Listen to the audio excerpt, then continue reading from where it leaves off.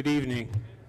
Notice of this meeting stating the date, place, and time has been disseminated as required under the Open Public Meeting Act, Chapter 231, Public Law 1975. This meeting is called to order. Mr. Clerk, please conduct the prayer and flag salute. God of the universe, look thou with favor upon these here assembled, and bestow thy guidance upon the members of the governing body in their deliberations. This we ask in thy name, amen. I pledge allegiance to the flag of the United States of America, and to the republic for which it stands, one nation, under God, indivisible, with liberty and justice for all. Thank you. In event of emergency, the proper method for exiting the council chambers is through the three rear doors in the back. Occupants should proceed down the staircase, out the front of the door, move away from the area of the front steps. Anyone in the public wishing to speak during the public comment session at the end of the meeting, please sign in on the sheets, the white sheets provided in the front of the room. Please turn off all cell phones or place them on vibrate. If you must take a call, please leave the chambers to do so. Mr. Clerk, call the roll. Mr. Kalbas. Here. Byer. Here. Brown. Here. Armstead. Here. Cosby Hurling. Here. Sadowski. Here. Medichenko. Here. Yamakaitis. Here. Medina. Here. Kaczynski. Mr. Moore. He's excused. Here. All right, we'll move it to the minutes, asking for a motion for approval of minutes for February 18, 2014. Move for approval and request a second, Mr. President. Second. Mr. Kalbas. Abstain. Byer. Yes. Brown. Yes. Armstead. Yes. Cosby Hurling. Yes. Sadowski. Yes. Medichenko. Yes. Yamakaitis. Yes. Medina. Yes. Mr. Moore. Yes. We have some presentations tonight, and I would like to ask the mayor, Councilwoman Cosby Hurling and Councilwoman Yamakaitis to step forward to the podium. This is for Women's History. Marilyn Copeland, for Women's History Month.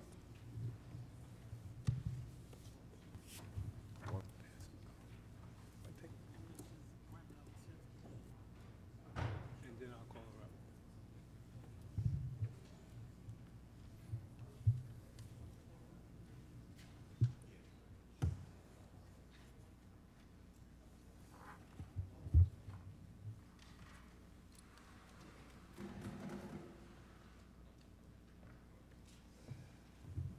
Okay.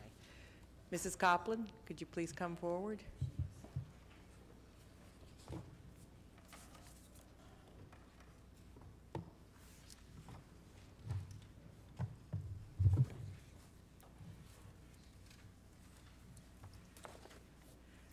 I'm so proud to announce that this year, Mrs. Marilyn Copland has been named to receive the award from the Union County Commission on the Status of Women for Women of Excellence. Many of us know Marilyn around the city of Linden. She's been a volunteer, yeah, only a few years, but if there was ever a purpose, somebody needed a volunteer, it was always Marilyn. With the school system, she was there, city, she was there. So we're very proud of you, Marilyn. I look forward to seeing you receive your award Friday evening. But we have here from Senator Scutari and Assemblyman Green and Assemblywoman Stender a proclamation which I would like to read to you.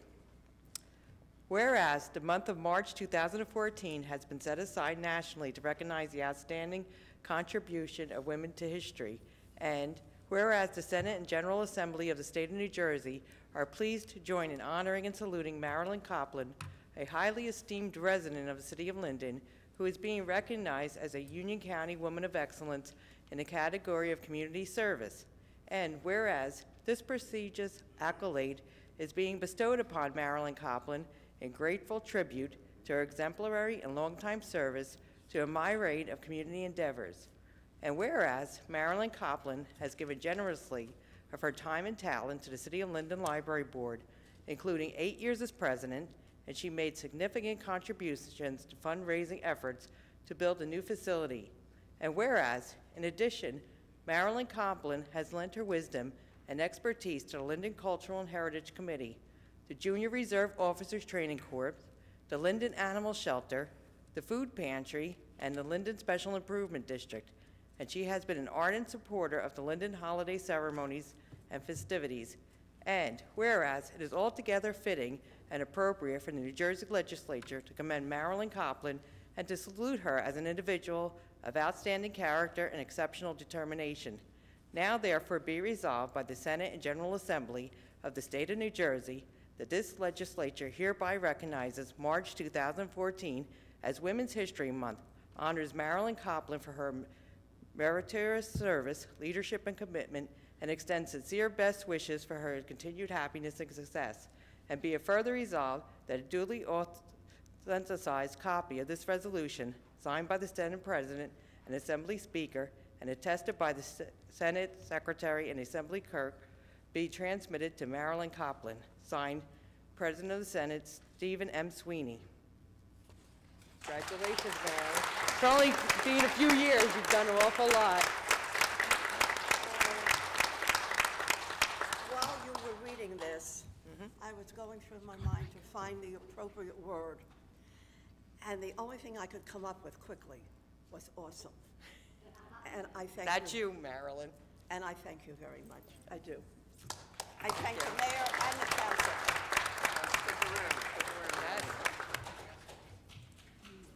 We can't let the state legislature outdo the city of Linden.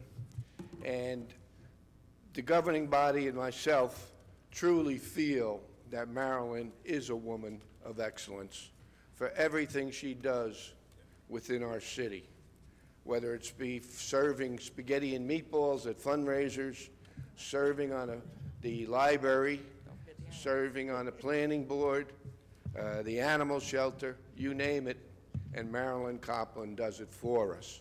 And in appreciation of all her efforts, I'm going to read a resolution passed by this governing body thanking Marilyn for everything she does. Whereas President Barack Obama proclaimed March 2014 as Women's History Month to recognize the victories, struggles, and stories of women who have made our country what it is today. And whereas during this month we are reminded that even in America, freedom and justice have never come easily, and therefore we honor the many women who have shaped our history, celebrating those who have made progress in our time.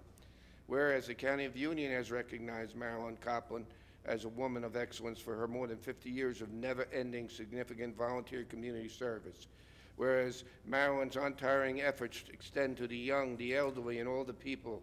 And whereas Marilyn's efforts include volunteering with the Linden Cultural and Heritage Committee to preserve the city of Linden's history and to bring culture to the community and surrounding areas in an effort to improve the knowledge and growth of Linden's residents.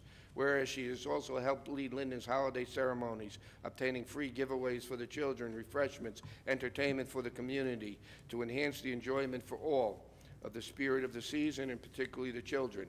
And whereas Marilyn has also contributed to the education and enjoyment of the residents of Linden while serving as a member of the library board, including 8 years as its president.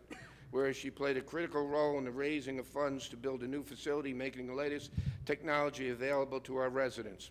Whereas Marilyn Complin has worked on many other projects which have benefited, among others, the Junior Reserve Officers Training Corp, the Linden Animal Shelter, the Food Pantry, and the Linden Special Improvement District. And whereas it is evident that Marilyn's numerous contributions have made and continue to make a difference in benefiting and improving the quality of life, not only for the residents of Linden, but also those of Union County. Whereas the Mayor and Council of the City of Linden want to honor Marilyn Complin for her efforts to shape the community and history of the city, and congratulate her on being chosen as Union County Woman of Excellence. Now, therefore, be it resolved that on the occasion of Women's History Month, the Mayor and Council of the City of Linden thank Marilyn Complin for her community service, which has greatly contributed to the shaping of our history, and congratulate her for the honor bestowed upon her by the Union County Commission on Status of Woman, which choose her as Woman of Excellence. Therefore, be it resolved that this resolution be entered in the minutes of the Council of the City of Linden, and that a copy be hereby appropriately presented to Marilyn Complin in recognition of the foregoing. Signed, Council President James Moore, Mayor Rich Garbanca. Marilyn, it's my honor to present you with this.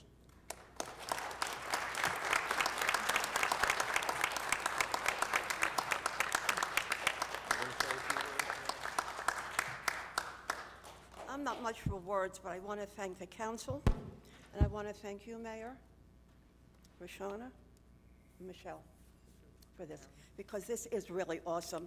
And when I go home, I'm taking some of these things off the wall. I'm putting mine up now. All right. Thank you.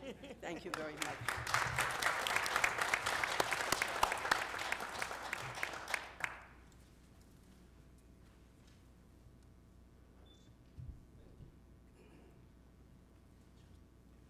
Is Rita Greco here? Would you come up, please?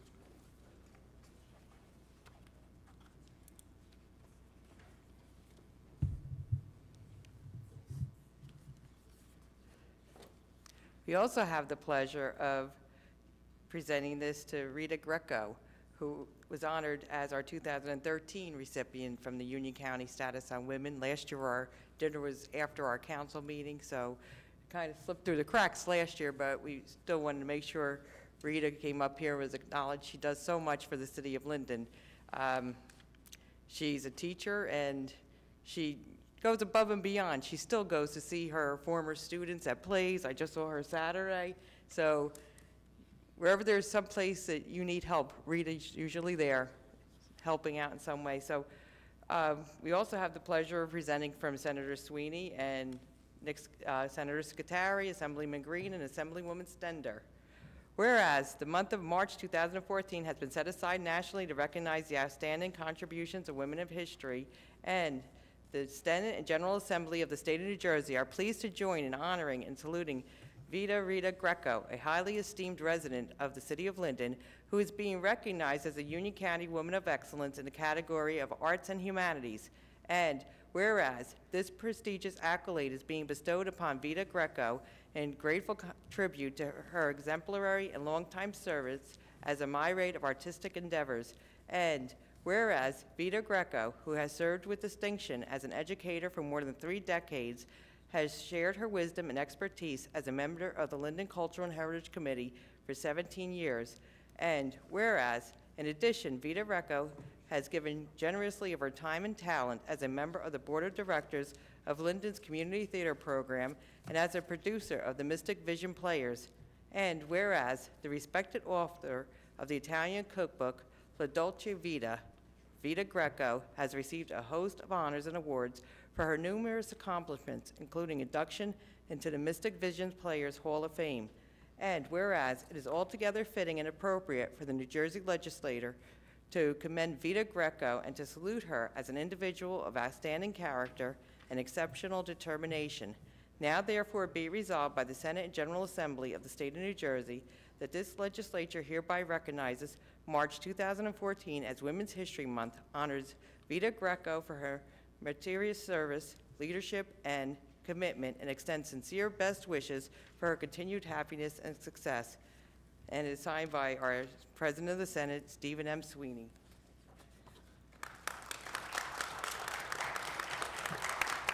Mayor?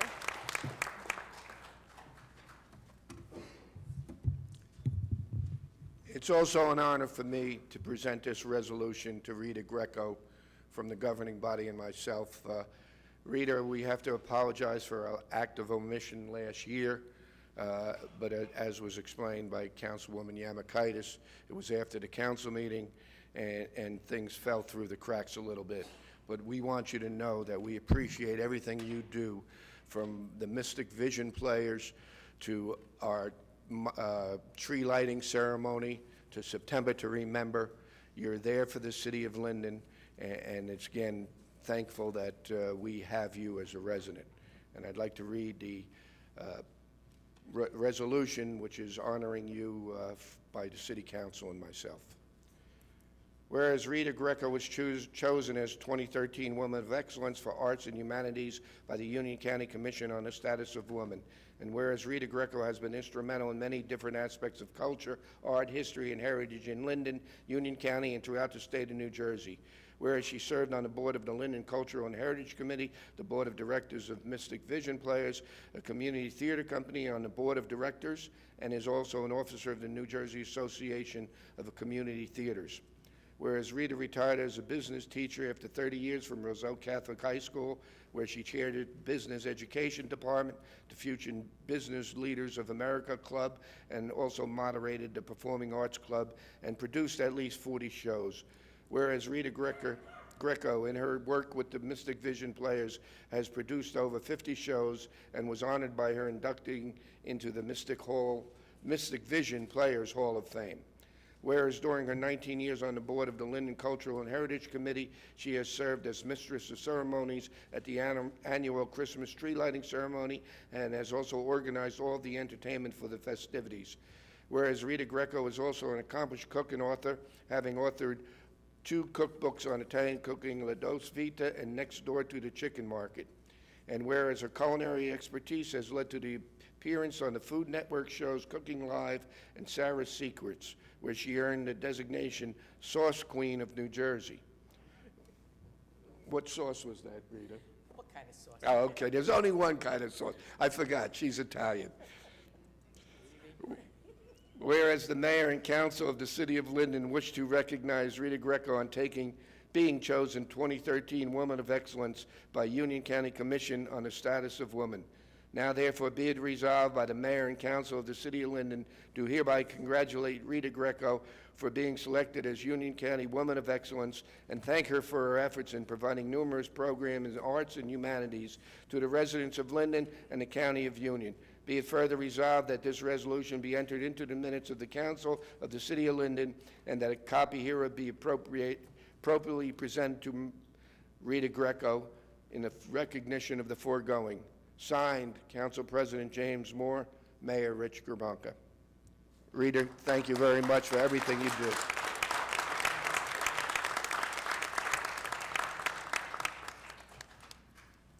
I just want to say a couple things. One, I listened to all that being read. I'm really tired now thinking about all that.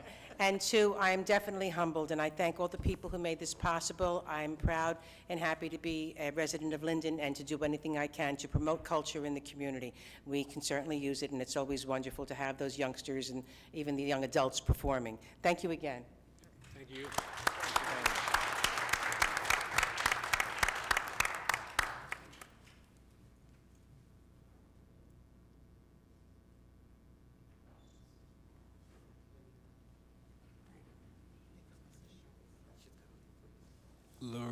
Loretta Jones, are you here?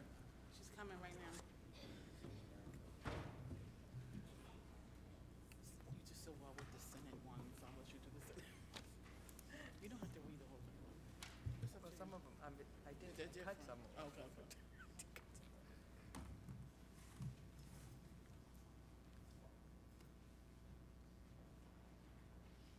Can we have a chair?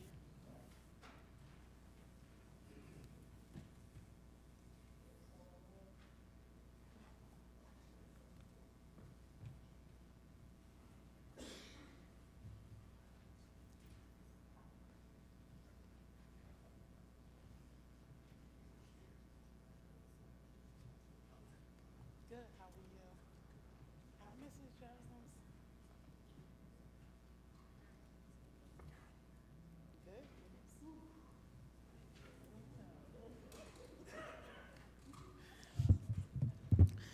We're going to also present a Woman of Excellence Award to Mrs. Loretta Jones, who's my neighbor, and she has an awesome story. You know, people have humble beginnings and they don't complain, and Mrs. Jones has done nothing but volunteer in her area. We live in the 5th Ward and she lives in Admiralty Towers, but that does not stop her from going all around the city in Elizabeth. She also works with the children at School 4. So I personally thought it was fitting to recognize her for all of her volunteer efforts right here in our community. So Mrs. Jones, it gives me great pleasure to read the resolution that we had from the city of Linden, and we also have a resolution from the state Senate honoring you and recognizing you for all that you have done here in our community. I'm going to read the resolution, and Councilwoman Yamakaitis is going to read the resolution from the state. This is a resolution honoring Loretta Jones for her service to the community. Whereas volunteering is the ultimate exercise in democracy, and whereas individuals vote once a year in elections, but when they volunteer, they vote every day about the kind of community that they want to live in. And whereas Loretta Jones, a resident of Admiralty Towers, epitomizes the dedication and spirit of a true volunteer. Whereas among her activities, Loretta Jones has worked to bridge the generation gap by establishing activities between seniors and students of school number 4, including line dancing, Reading Across America programs, the Dr. Martin Luther King birthday celebrations. And whereas Loretta Jones has also worked to service those of her own generation by providing decorated holiday gift bags to seniors in nursing homes and coordinating events for the Steve Sampson Senior Center. They have a senior stepping group in Elizabeth. And whereas Loretta Jones has also established an English-Spanish Bible study program, coordinates monthly birthday celebrations and a fantastic African American Heritage Celebration and the International Heritage Celebration. And whereas if the heart of a volunteer is not measured in size, but in the depth of the commitment to make a difference in the lives of others, then Mrs. Loretta Jones' heart must be unmeasurable. Whereas the mayor and council of the city of Linden wish to recognize and thank Mrs. Jones for her dedication and commitment to the residents of Admiralty Towers by her unselfish volunteerism. Therefore, be it resolved by the mayor and council of the city of Linden that they hereby recognize and thank Mrs. Loretta Jones for giving so freely of her time as a volunteer to the Linden community. Be it further resolved that this resolution be entered into the minutes of the council of the city of Linden, and a copy hereof be appropriately presented to Mrs. Loretta Jones in recognition of the foregoing. Thank you for all that you do.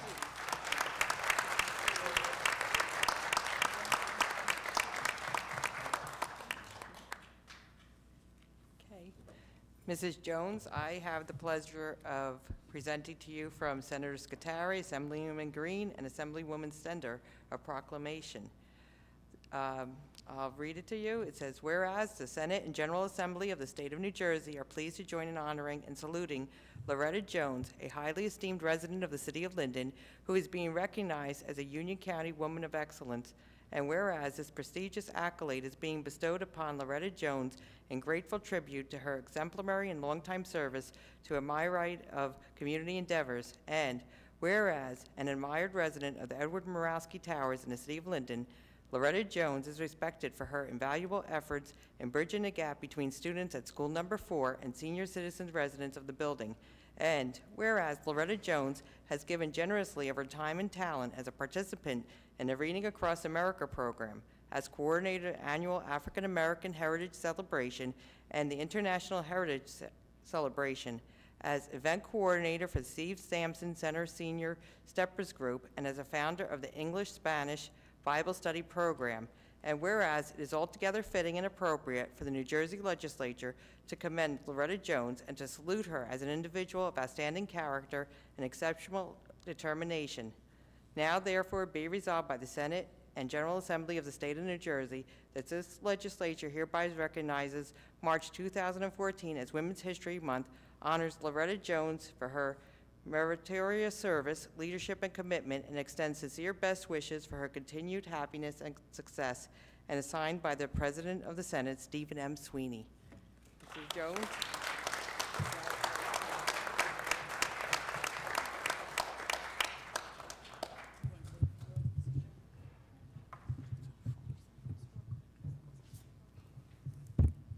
To the mayor, council, and all those who are in attendance, I'm just overwhelmed by this recognition.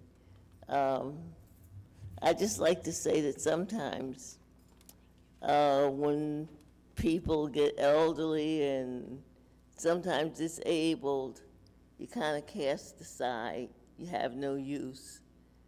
But I want to tell you that we can do things. It has to be made up in your mind. I don't consider myself sick. I don't consider myself not well, but I believe that I can do as much as I want to do. I also write poetry and publish it. So I'm computer literate, and hey, life is worth living. I don't have a complaint in the world. I thank God that it's as well as it is. Thank you very much.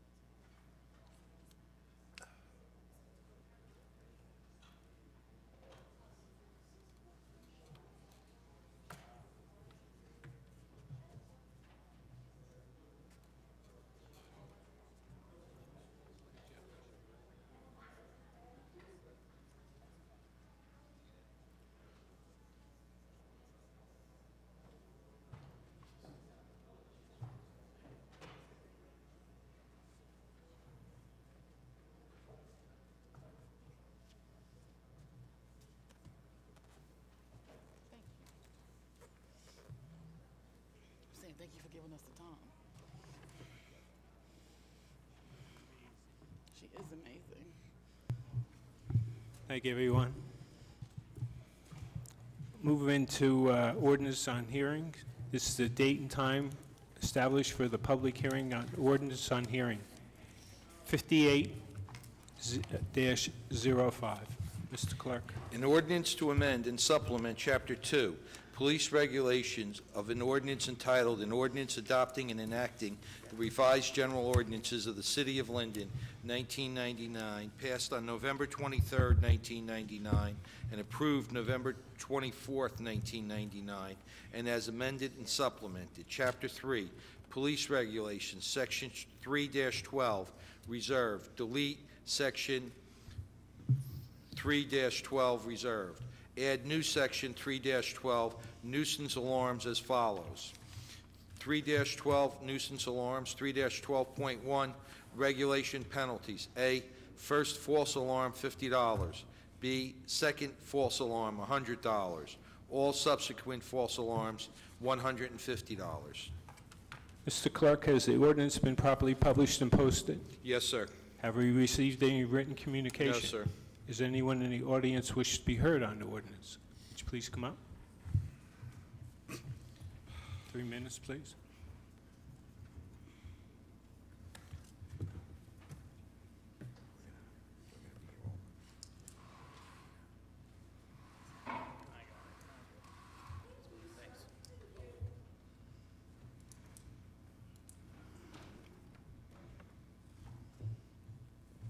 Chivalry is not quite dead yet. Thank you very much. Okay.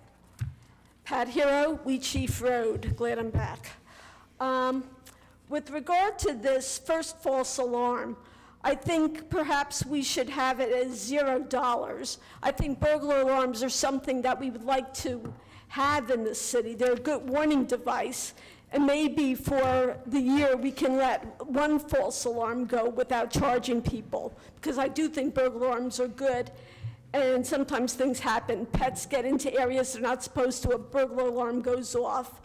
You know, the resident knows, finds that out, and then knows to keep Fluffy or Fido down in the basement.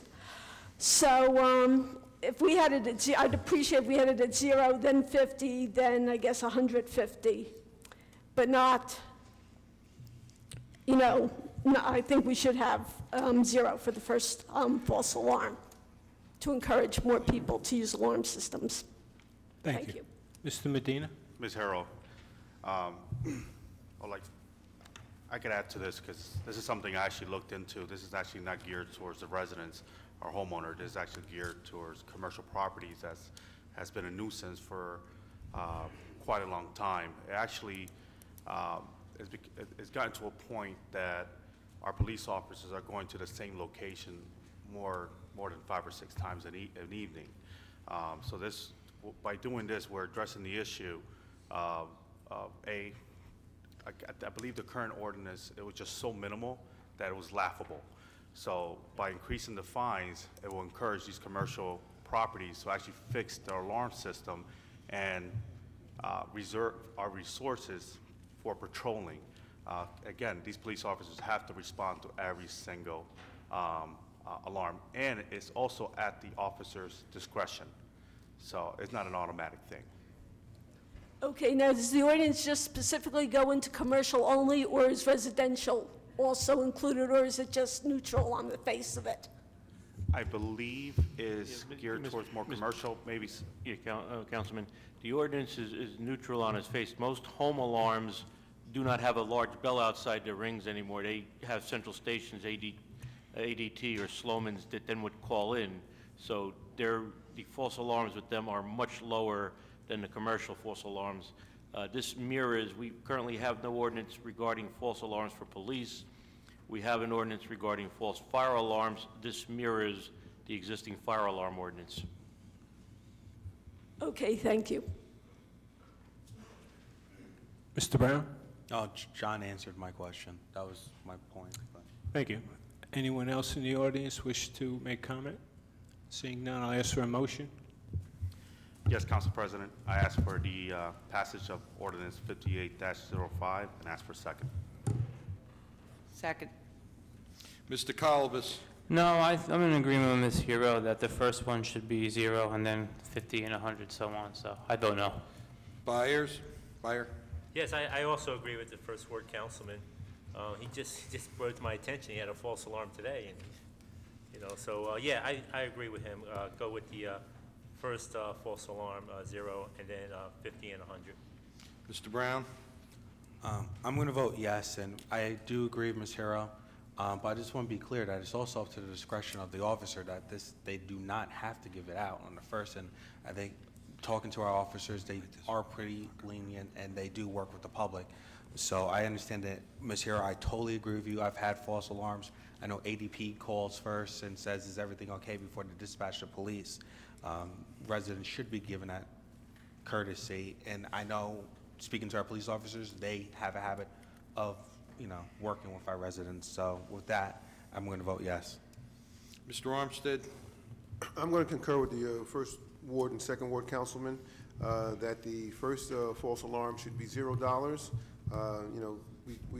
We should be a business-friendly city, and I think that the police officers have a lot of leeway as well, but I do feel like we should at least waive that first false alarm fee and then go with a $50, $100, and $150 after that. Crosby Hurling? Yes. Sadowski? Have to agree with the other councilman that maybe the first one, I won't say a freebie, but things do happen, even though it is up to the discretion of the officer going there, but I vote no. Midichenko? I also agree that the first one should be 0, but maybe we should keep the second one at 100 and all subsequent false alarms at 150. Your vote, sir?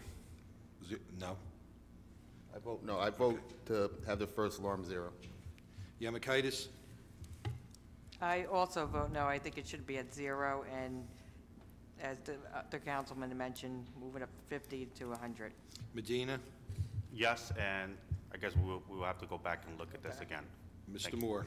Yes, because at caucus last night, I asked, does the police officer has the discretion to make the decision whether or not to institute a ticket, and he does that on the spot, so I vote yes. The ordinance is defeated. 5807. 06, an ordinance establishing the position of special law enforcement officers in the City of Linden Police Department. Mr. Clerk, has the ordinance been properly published and posted? Yes, sir. Have we received any written communication? No, sir. Is there anyone in the chamber who wishes to be heard on the ordinance? Please come up. 3 minutes, please. Pat Hero, We Chief Road. I'm just wondering, is the special law enforcement officers the constable position, or is the constable position different from special law enforcement officers? Mr. Mayor? This is a different position. It's just special ones and specials two under the statute. The constable is a completely different position. Okay, what will these special law enforcement officers do? They would, if they're hired, they would be adjuncts to the police department on when they are needed. These are what you typically have down the shore. They use them a lot on the boardwalk for supplementing their summer police force. They have to be trained officers. They're not constables. Okay, and why would we be needing special law enforcement officers? We already have a rather solid and good police force. What we would like to do is have these special ones and twos be the officers that review our red light cameras so that we don't tie up uniformed officers and we could put them back out on the street. We also want maybe the ability to have security officers being special ones and twos for our courts so that, again, we don't tie up uniformed regular officers and they could be out on the street being paid for police work. Again, it's all going to be looked at a little closer and decided whether to use these individuals or not, but we want the ability to have that option. How much will we be paying these officers? That's open for negotiation. Okay, thank you. Ms. Malik?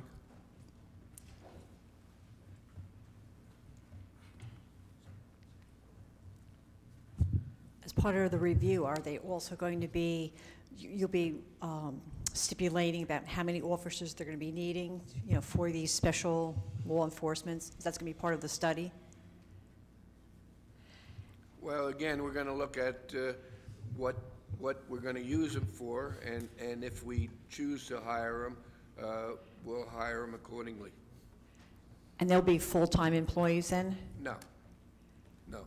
So they're going to be used for like special projects? Yes. Okay. Anyone else on my right? In the center? On my left? Seeing none, I'll ask for a motion. Yes, Council President, I ask for a motion to pass Ordinance 58-06 and ask for a second. Second. Mr. Kalbas? Yes. Byer? Yes. Brown?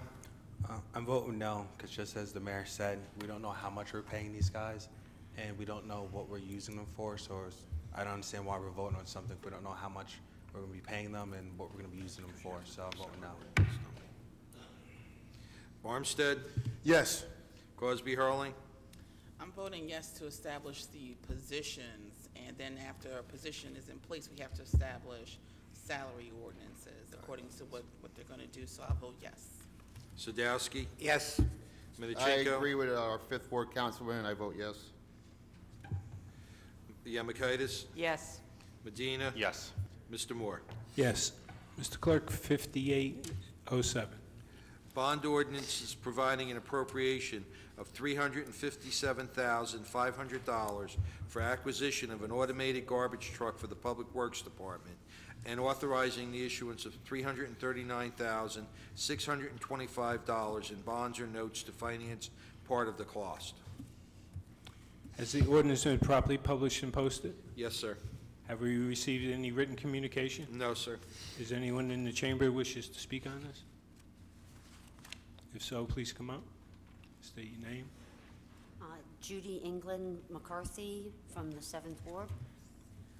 My concern is that I have to say that I was hit during Sandy, and the garbage department was wonderful, the sanitation department. And my understanding is that by getting these automated garbage trucks, that part of the perk is that they won't need as many actual employees to do it. Now, I would think that given their commemorable, what they've provided us in the future, I don't think employees should be minimized here. I would much rather have more employees and less equipment. In this day and age where we're, outsourcing so much to machines, I'd like to see people who have done good service keep their jobs. Thank you. Councilwoman Cosby Hurley. I agree, and we're not reducing our workforce by any means by having these trucks. The idea is that we can free some of the employees up to do other things because our workforce is so low. So we'll reduce the truck maybe by a man or two, and they can be doing other things around town. So they're definitely It's not to replace people's jobs, absolutely not. Okay, so their jobs are guaranteed. No job Well, is guaranteed. I mean, to the extent that, Yes. in other words, you're going to not put them to a place where that eventually that they become They obsolete. go away. We still need them. We need more, actually. Okay. Councilwoman Brown, you have a comment? Yeah, just to read, if you would have said maybe 5 years ago, that would have been an issue as far as maybe people losing their jobs. But Public Works, like I stated last month, we keep saying, they're down 30%. So there's days where they have garbage trucks that are laying back because they don't have enough people. By going this route, we're able to ensure that we have more garbage trucks on the road, and then the manpower that we have left over, we can help get our parks clean, Wood Avenue clean, things of that nature. So it's just a matter of working a little bit smarter with the manpower that we have to cover, such a big city. But we're not looking to lay off anybody. We're actually looking to help them make their job a little easier with this as well. Because these garbage cans, I'm not sure if Al or one of the other guys would tell you, I think they can hold up to 90 pounds. Don't quote me on that. And so, at the same time, we're going to be able to reduce some of our worker comp claims. Because right now, you have some of the guys in the back of the garbage trucks that are getting injured. As a result, the benefit for you as a Linden resident, insurance goes down, and we save money on our insurance claims as well. Thank you. Anyone on my left? Seeing none, I ask for a motion. Please come up.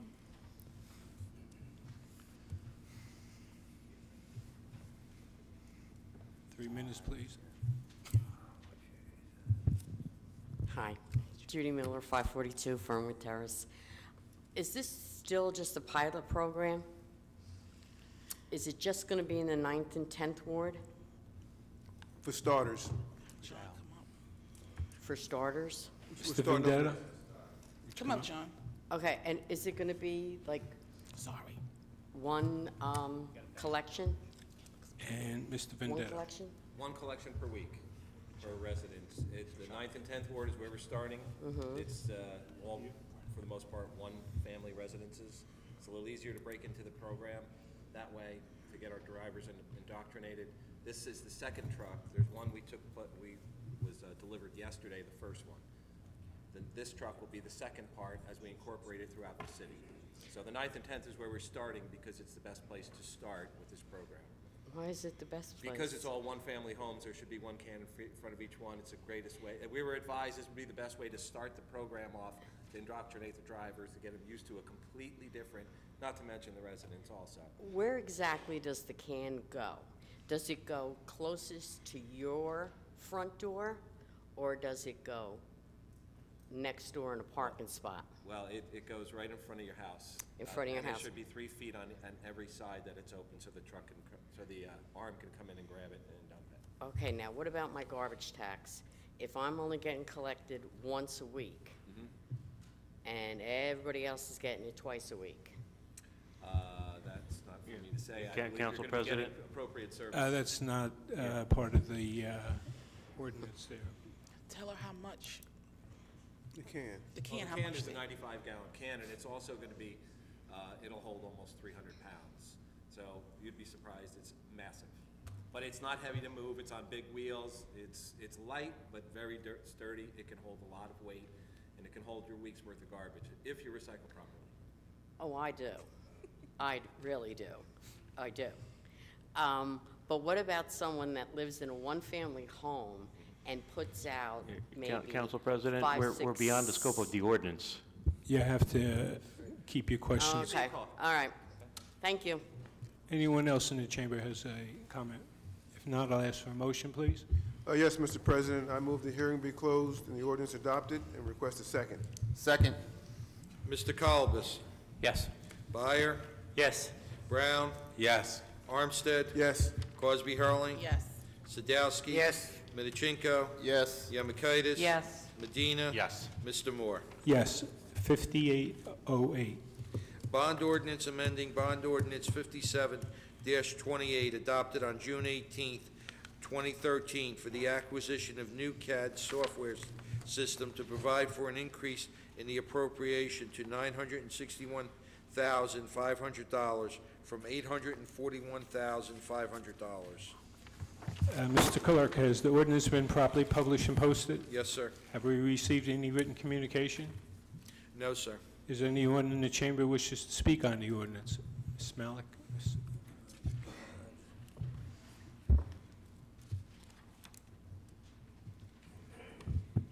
How did we miss the mark by $120,000 when we were going out maybe for a bid for the system?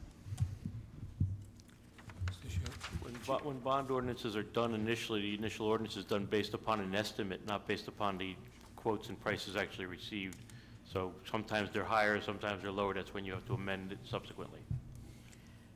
So when you say an estimate for the cost of the system, I mean, didn't they do like an evaluation? Same way every other business works. You do an evaluation. You either get an estimate from from several vendors or from engineering, or another department puts an estimate together. That estimate forms the basis of the bond ordinance, because you cannot go out for bid until the bond ordinance is done and approved.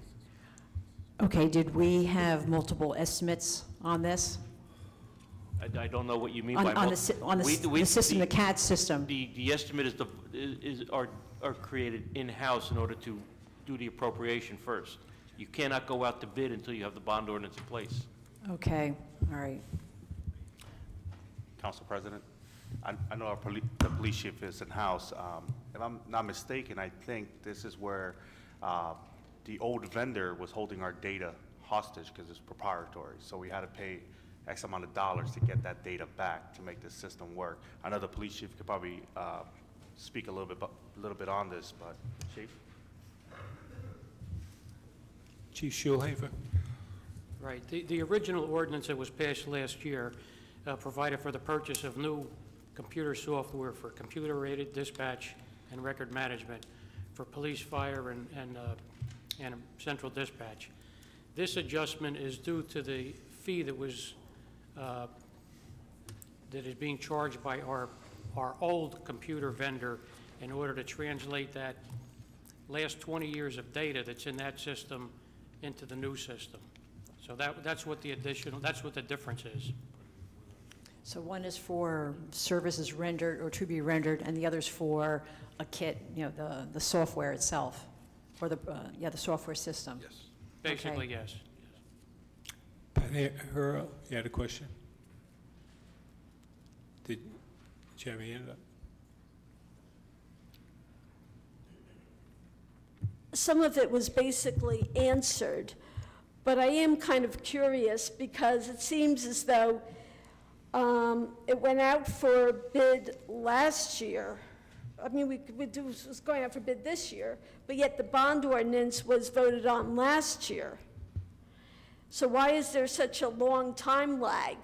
I mean, we're talking about June, and now we're talking June 18th, and now we're talking about March 18th. Council President. Councilman Brown. When this project was originally taken, the bid was for the new company we're going for. And just like the police chief explained, then the issue arose, I think maybe late last year, that when we started trying to move the data over, we couldn't move it over because just, you know, right. For the reasons explained. So then the idea was, well, how are we going to pay for this? Now, we could pay for it out of our current fund, so that's a, I don't know how many tax points right off the bat that you have plugged in that $100,000. What we were trying to do was talk to our bond counsel to see, can we put this $100,000 that was going to cost us and put it in the capital budget, therefore breaking up that cost on, you know, over a couple of years rather than a one hit on your current fund budget. So that's why I think it took an extra couple of months, because we were also waiting for the response from our bond counsel and everybody else to say, can we do it this way, which we felt was a smarter, better way than just appropriating in your current fund budget. And so that's why I want to say it took a little bit extra time to see this ordinance on here. But in the beginning, we didn't anticipate having to pay the vendor to get our data, which is what we're doing. I understand, and I guess that we couldn't have sued the vendor, could we? I think we looked at the paperwork. John can talk more about that. We looked at it for months. You could always sue someone, but then we may be months to years to getting the system up and running, which is not in the best interest of the city. So the determination was made to proceed this way. Okay, it just seems that's a large amount of money to have to pay this person, but I guess it is what it is. Thank you. Councilman Armstead?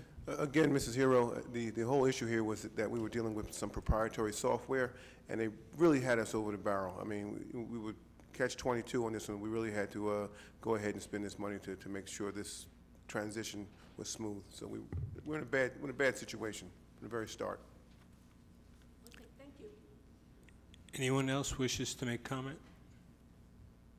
Seeing none, I ask for a motion, please.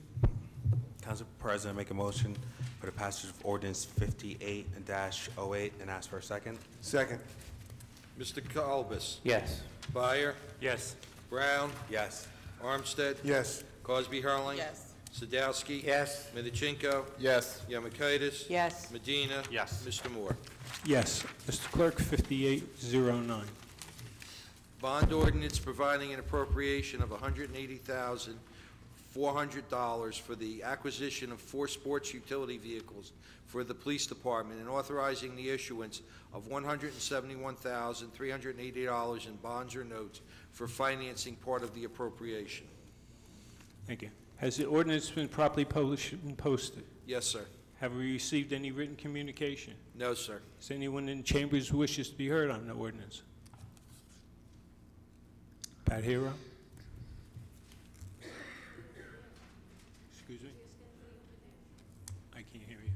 Oh, it's not just me. Anybody over there needs to want to speak on it? Well, you had your hand. I saw you first. Would you like to speak on it? Oh, okay. You want to ask me first? Yes. My problem basically with this is a general spending issue. It seems that during the year, we spend and spend and spend. I'm talking about the council and the city, while we in the audience try to scrimp and save. Now, if you guys stop spending and spending so much, maybe you wouldn't have to tax us with things like garbage fees and such. So I'm going to ask, why does the police department need 4 sport utility vehicles? Couldn't they get by with 3, maybe 2? When you think about how you can do more with less, maybe the taxpayers will get more of their money and not have to spend it on property taxes. We currently have 5 first-line police vehicles with over 100,000 miles on them. A police vehicle normally lasts us 2 years. We try to turn half of the fleet over every year. This will still leave us, even with the 4 new trucks, with 1 first-line police vehicle with over 100,000 miles. It'll be 150,000 miles by the time we're able to purchase next year. Council President? Mr. Brown? Yeah. So, Ms. Hero, you're right, decreased spending, right? And this is what they did in the past, is where the police vehicles that the police chief's making reference to, those are put in your current fund budget. And so, like, I know there's a couple of years where they didn't replace it. So in their current fund budget, there was maybe $110, $120 that was appropriated for police vehicles, those cars that you see. So last year, the decision was made, we need to replenish this because you know what? We're spending more money on upkeeping these when they break down, the mileage and everything else, or they're out of service, and the residents are saying, why aren't there police presence out there? Come to find out is that these sports utility vehicles cost about the same price as the regular cars, but now I can put them in the capital budget. So now it's a process of replenishing this fleet that is old and is costing us more money to maintain, and not put it in our current fund budget, where in the past we used to have that, which you had immediate effect on your taxes. We took it out, so we had a couple of years where we didn't have a new fleet, and this seemed like the smarter, better option. Now you say, why 4? Is because for so long we didn't replace these vehicles. So now we're playing catch up to this depleted vehicle fleet that the police department has. It's not a matter of a luxury for them, it's a matter of a necessity at this point. Okay, thank you. And thank you. Anyone else in the chamber wishes to comment on the ordinance?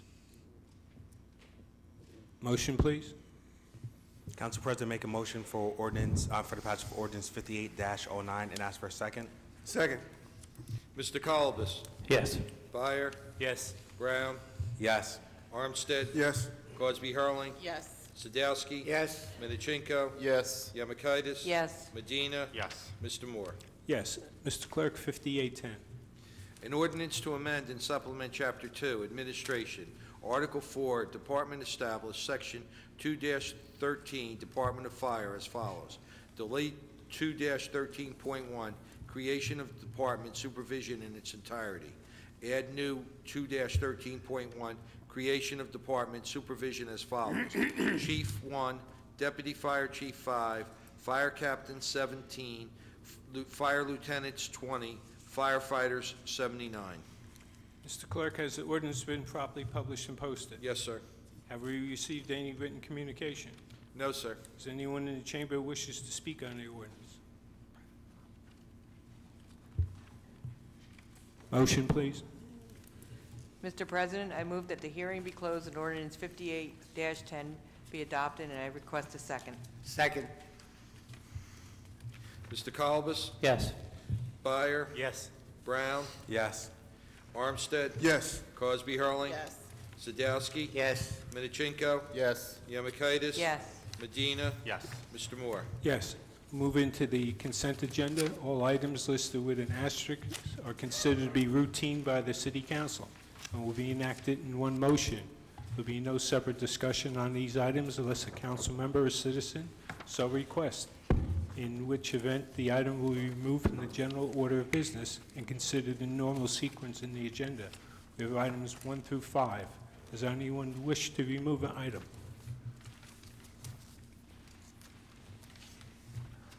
Seeing none, I'll ask for a motion. Council President, I make a motion for the approval of the consent agenda from items 1 through 5 and ask for a second. Second. Mr. Colbus? Yes. Byer? Yes. Brown? Yes. Armstead? Yes. Cosby Hurling? Yes. Sadowski? Yes. Minichinko? Yes. Yamakaitis? Yes. Medina? Yes. Mr. Moore? Yes. Moving to committee reports. Councilman Colibus, you have a report for us tonight? Thank you, Council President. I have a few things to report on tonight. First of all, I want to congratulate all the honorees tonight that received certificates of appreciation to the city. Also, I want to congratulate the Linden High School boys basketball team on their Group 4 victory at the state of New Jersey. Tonight, they also advanced to the semifinals of the Tournament of Champions. My colleague in the second ward will elaborate more. But again, I want to congratulate the boys basketball team and Coach Phil Colicchio and all his coaches on all the hard work this season. Keep on moving forward. I have a resolution to read from the Engineering Committee. Please bear with me because I'm reading it off my phone from an email. So, whereas the Firehouse Number 1, located at 302 Southwood Avenue in Linden, New Jersey, has underground tanks located on the property. And whereas the New Jersey Department of Environmental Protection requires the city to submit an initial receptor evaluation from a licensed site remediation program professional. And whereas this council has determined that there is a need to hire an engineer to provide the aforementioned services, and whereas TNM Engineering in Middletown, New Jersey has the expertise to perform said services, now therefore be resolved that the City Council hereby authorizes the mayor and city clerk to enter into professional services contract with TNM Engineering for submission of the initial receptor evaluation form to the New Jersey Department of Environmental Protection for the remediation of property located at 302 Southwood Avenue, Linden, New Jersey, at the cost not to exceed $5,000. Be it further resolved that this resolution shall become effective immediately. I ask for approval and seek a second. Second. Mr. Colbus? Yes. Byer? Yes. Brown? Yes. Armstead? Yes. Cosby Hurling? Yes. Sadowski? Yes. Minichinko? Yes. Yamakaitis? Yes. Medina? Yes. Mr. Moore? Yes. From the city clerk's office, the following licenses and permits and transcript were issued in the city clerk's office during the month of February 2014, and fees received have been turned over to the municipal treasurer of the city of Linden. We have a total of 281 transactions for city revenue of $3,706.65 and state revenue $500 for a grand total of $4,206.65. From the city clerk's license to submit this monthly report for the month of February 2014, this office has issued 18 dog licenses, 29 miscellaneous licenses, and collected $2,207. For First Ward residents, Clean Communities has spots available for a councilman. I have a couple spots opened up, so or left, should I say. So if you can contact me at 908-925-5568 as soon as you can and I'll go on a first come, first served basis to fill the need for employment. Also, I can also be reached at that number as well if any resident is in the First Ward is requesting a tree to be planted. I will submit my list to the Shade Tree Commission, I believe, by the end of May. And if you have any interest in having a tree planted on your property, please give me a call at that number. And that concludes my report, Council President. Thank you, Councilman. Councilman Byer? Yes, Mr. President. Yeah, me and Mr. Collins are pretty big basketball fans, and especially Linden High School basketball fans. And Thursday night, Linden High School will be in round 2 of the Tournament of Champions, and that's going to be held at Monmouth University, 7:30, and we're going to be playing St. Joe's of Metuchen. They're ranked #1 in the state. So, hey, Linden, try to get out there and support our team. They need our support. They really get fired up when our fans are out there hollering for them, and they really get fired up, and they put a lot more numbers on the board that way. So I'm really proud of those boys. They're doing a good job. In the construction code, we, the month of February, the office issued 124 permits and 72 certificates. They collected $44,924 in fees for the month. Also, there's a position open in the construction code department. It's for a housing inspector trainee. It's a part-time position, 20 hours a week. Anybody interested, they can obtain a application in the clerk's office. All applications must be returned to the clerk's office no later than March 26th.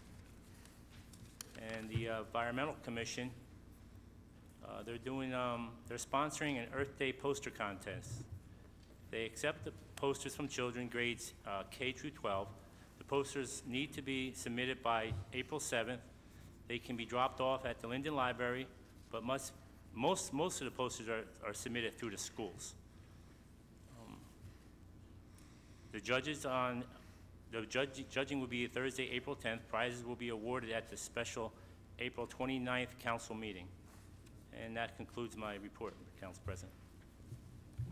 Thank you, Councilman. Councilman Brown? Thank you. Approval is requested for the following finance actions. The payment of bills totaling $1,735,082.08. The bills have been signed by the mayor, council president, finance chairman, and detailed check register, and vouchers are in the clerk's office. I move for approval and ask for a second. Second. Mr. Colbus? Yes.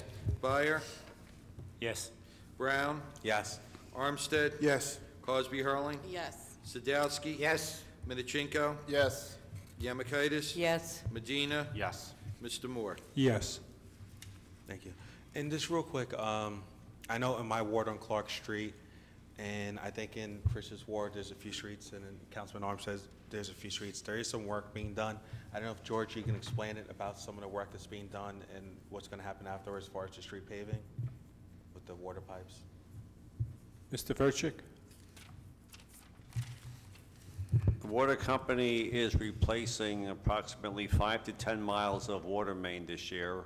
They've been in the 6th Ward, 5th Ward, 8th Ward, 3rd Ward, 1st Ward, 2nd Ward, all around town. They'll be going into the 6th and 7th shortly. This is to increase fire pressures for the fire department plus for the homeowners. If the road is less than 3 years old, the water company is going to repave it from curb to curb. If it's older than 3 years since it was last resurfaced, we will determine how much of the street that they have to resurface. For instance, West Gibbons was recently done. Half of it's going to be resurfaced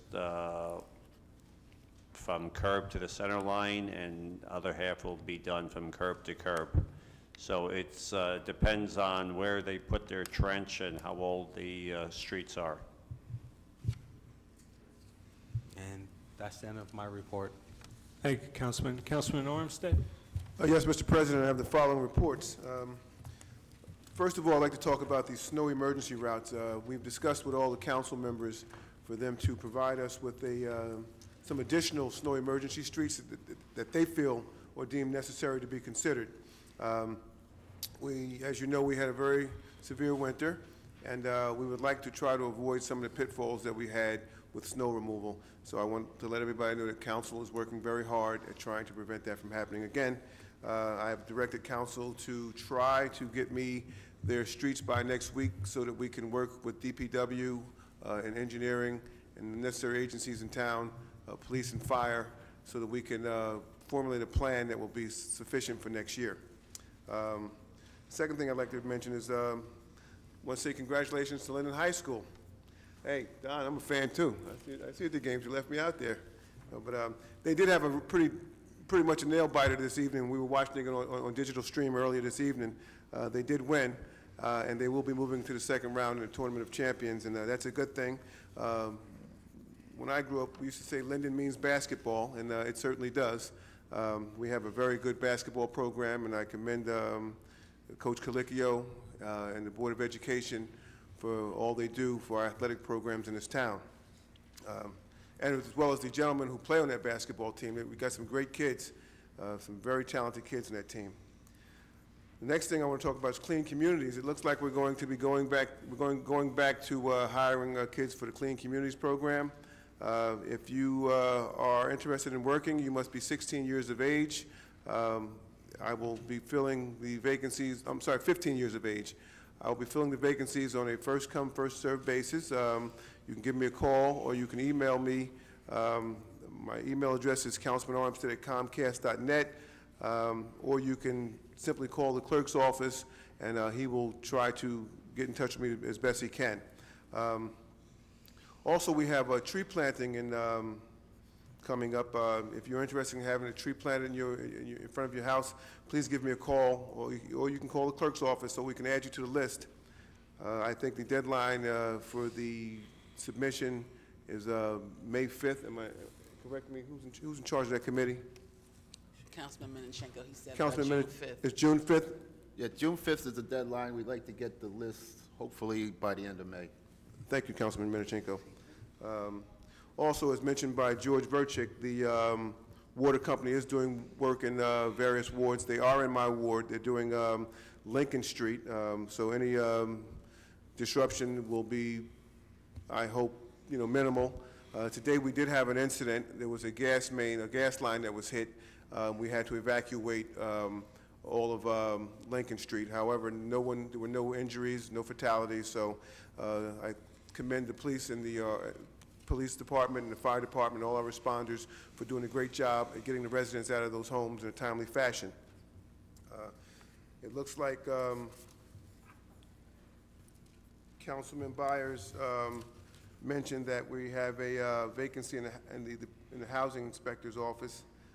So he basically gave the information on that, so we don't have to go through that. There is another vacancy for a position of Clerk 1 in the Law Department at a rate of $18.98 per hour.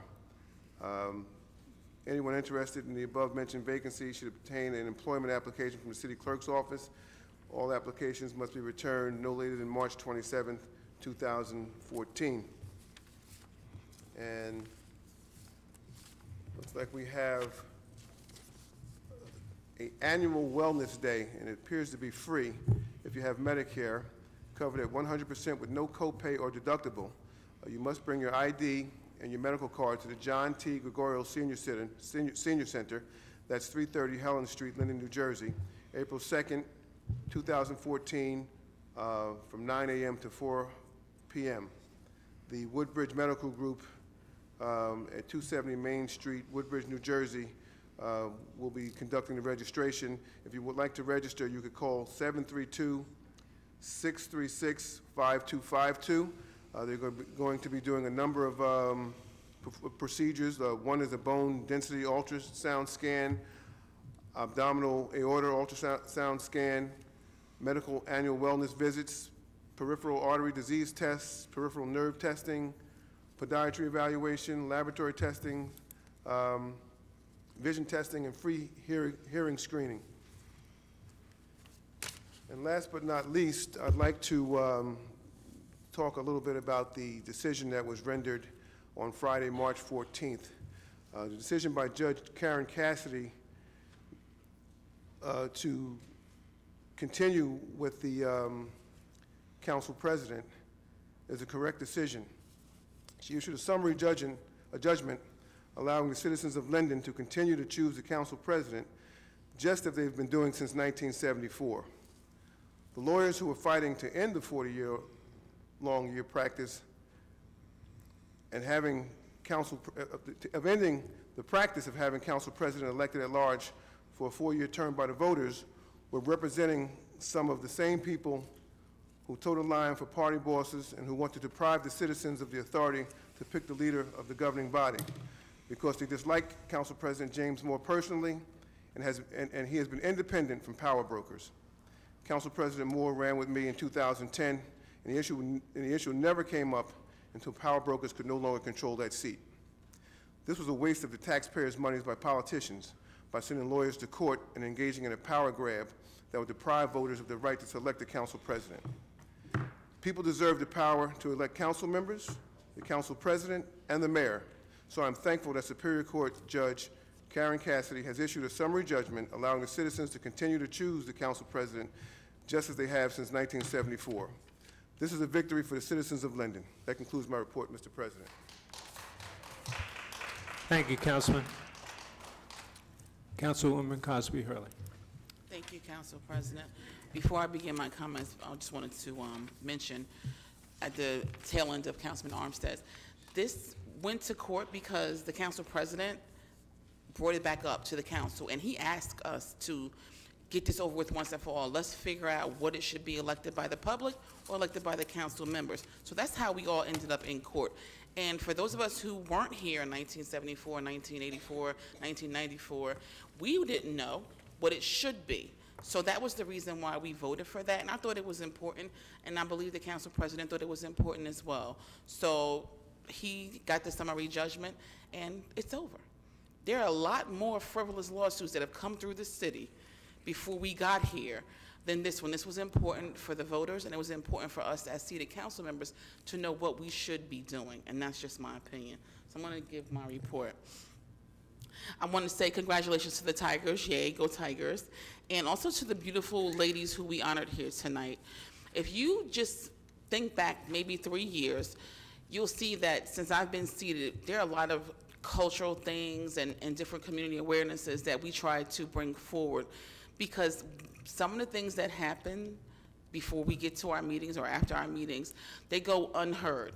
So it's important to me to make sure that our community is loved and recognized, and that's the reason we started to do the African American history in the 5th Ward. And this year, we had an awesome event, and I collaborated with the Recreation Department, and Ms. Martin helped a lot. Her program did posters, and we actually honored another community leader, a highlight woman, Mrs. Curry, who's been in town and doing lots for the city of Linden as she's been here. So we're going to keep doing what we do, and I know in August we usually have our annual 5th and 8th Ward picnic, so you'll be hearing more about that in months to come. My email address is rcosbyhurling@linden-nj.org, and if you want to get the information, we do send out emails. I know that the councilmen have mentioned the part-time open positions, but I want to say that it makes me proud to see the jobs publicly posted on the city's website. I am happy to send them out and give all of the Linden residents an opportunity, even for a part-time position. And that's something that wasn't here when I first came in 2011. I want to thank our neighbors in the 5th Ward for their patience. We have experienced the water company, and I want to say thank you to the engineering department. I know I did express my gratitude. They sent a strongly worded letter via email to the water company with some of the concerns that we have, and I know that you all, if you haven't experienced them so far, you probably will, with the rocks being left and, you know, the debris from the contractor. So we haven't forgotten that they're leaving messes, and we're on top of that and trying to get, you know, things handled with the water company who's responsible for that contractor. So just, we're definitely working on it. From the Public Property and Community Service Department, we have a report from the Supervisor of Transportation and Parking, Mr. Tyrone Givens. I want to submit the monthly finance report from the Division of Transportation and Parking. This report includes the collection of parking meters, railroad daily parking lots, railroad parking meters, and merchant parking meters for the month of February 2014. The grand total is $37,680.79, which is weird because I thought we only took quarters, so the 79 cents just threw me off a little bit. That was you? Oh. Also from Public Property, the Recreation Department, we had a question, and there was an issue with whether or not children are allowed to go when it's not their scheduled time. I'm pleased to announce that, yes, the children can go every single day. The limitation is only on gymnasium activities. So 3rd graders go on whatever their designated day is, and they're scheduled for the gym. However, they can go into the game room or the multipurpose room after school. And that's what the center's for. I know that Mr. Luciano's not here, but and I've seen his request. We actually ordered games finally for the game room. We're going to change some of the hardware and, you know, get stuff there so that the children can have stuff to do after school. We even have a kid who gets dropped off by the school bus. That's how much, you know, the center is available for the kids. So it's open, and it's there, and it's staffed. So I'm looking forward to the new programming that we're going to have over at the John Street Center. Also, there may be a few seasonal positions left. If anyone wants to work in the playgrounds or the parks, just, you know, the city website has all the information, and then you can contact the Multipurpose Center, 908-474-8639. Ask to speak to Ms. Martin, and she will give you all of the information. The tree crew is almost finished in the 5th Ward. If they haven't come to your tree, call me and let me know, because we're going to compare our list to make sure that all of the trees that have been waiting get the attention that they deserve, because once they leave us, where do they go? To the 6th Ward, and we won't see them for quite some time. The potholes have been reported. We're waiting to get those filled in. If there's anything urgent, and the mayor asks that you please call his office for anything that you feel would be extremely dangerous, and I guess he's going to get those potholes done for us. And I think that concludes my report. Oh, just real quick. St. Patrick's Day was yesterday, but I wore my green jacket. And don't laugh, because two people told me that it was yesterday, and I knew that. I just want to say that out loud. But I just wanted to just still wear my green jacket. So happy St. Patty's Day, a day late. That concludes my report. Thank you, Councilwoman. I have a statement to make. On March 14th, I attended court with Judge Cassidy in Superior Court in Elizabeth, and that the citizens of Linden now will be able to continue to elect the city council president as they've done so for the last 40 years. If the council decides not to appeal the judge's decision, they have 45 days to appeal. So with that being said, I will serve as your legally elected council president until December 31st, 2014. Thank you, and that concludes my statement. Okay, thank you, Council President. Just a few remarks. Like some of the other council people said, the water company has been busy in the 6th Ward. If Woodlawn Avenue, Clinton Street, and so on, there are still pipes on the side, they're finished. But I do get calls about, will they clean it up, will they, you know, plant the grass, and so on and so forth. We checked with that, the engineering department checked, and yes, They will come back in the spring, and whatever damage they did, if you want to call that, they will fix that. So if you have anything, please give me a call. I'll have a list ready when they do come back. Might as well give it, my phone number is 862-0749. My computer is still down, and like I said, I'm pretty computer illiterate, so by the time I get it up, who knows when it'll be, but if you have any questions. As concerning the Emma Place residents, two things. One, Blue Acre is going to buy any of their properties. I think there's four homes there. We went to the meeting, I went to the meeting, and it's sort of conflicting. One time they said they would buy only in clusters. The other time they said they would buy single houses. So as it stands now, I have no idea what they're doing. Also on Emma Place, I think we promised them that we would pave the street. It will come, but they're holding off because the water company is going to put new water pipes there. So why pave it and then dig it up and then pave it again? So Emma Place people, yes, you will get that.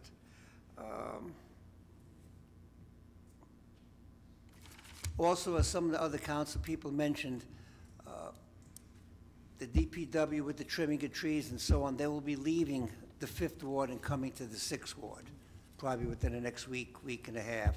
Please, if you have any sidewalks, curbs, trees to be trimmed, anything like that, please give me a call. And like I said, my phone number is 862-0749.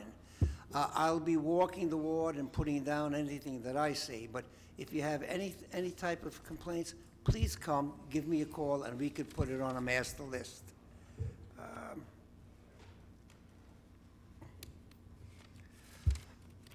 The other thing is the traffic on Route 19 on Woodlawn and Clinton Street. If you pass there, if you notice, there is a sign up saying, "Do not block the box." I stay there sometimes it works, sometimes they just go right through.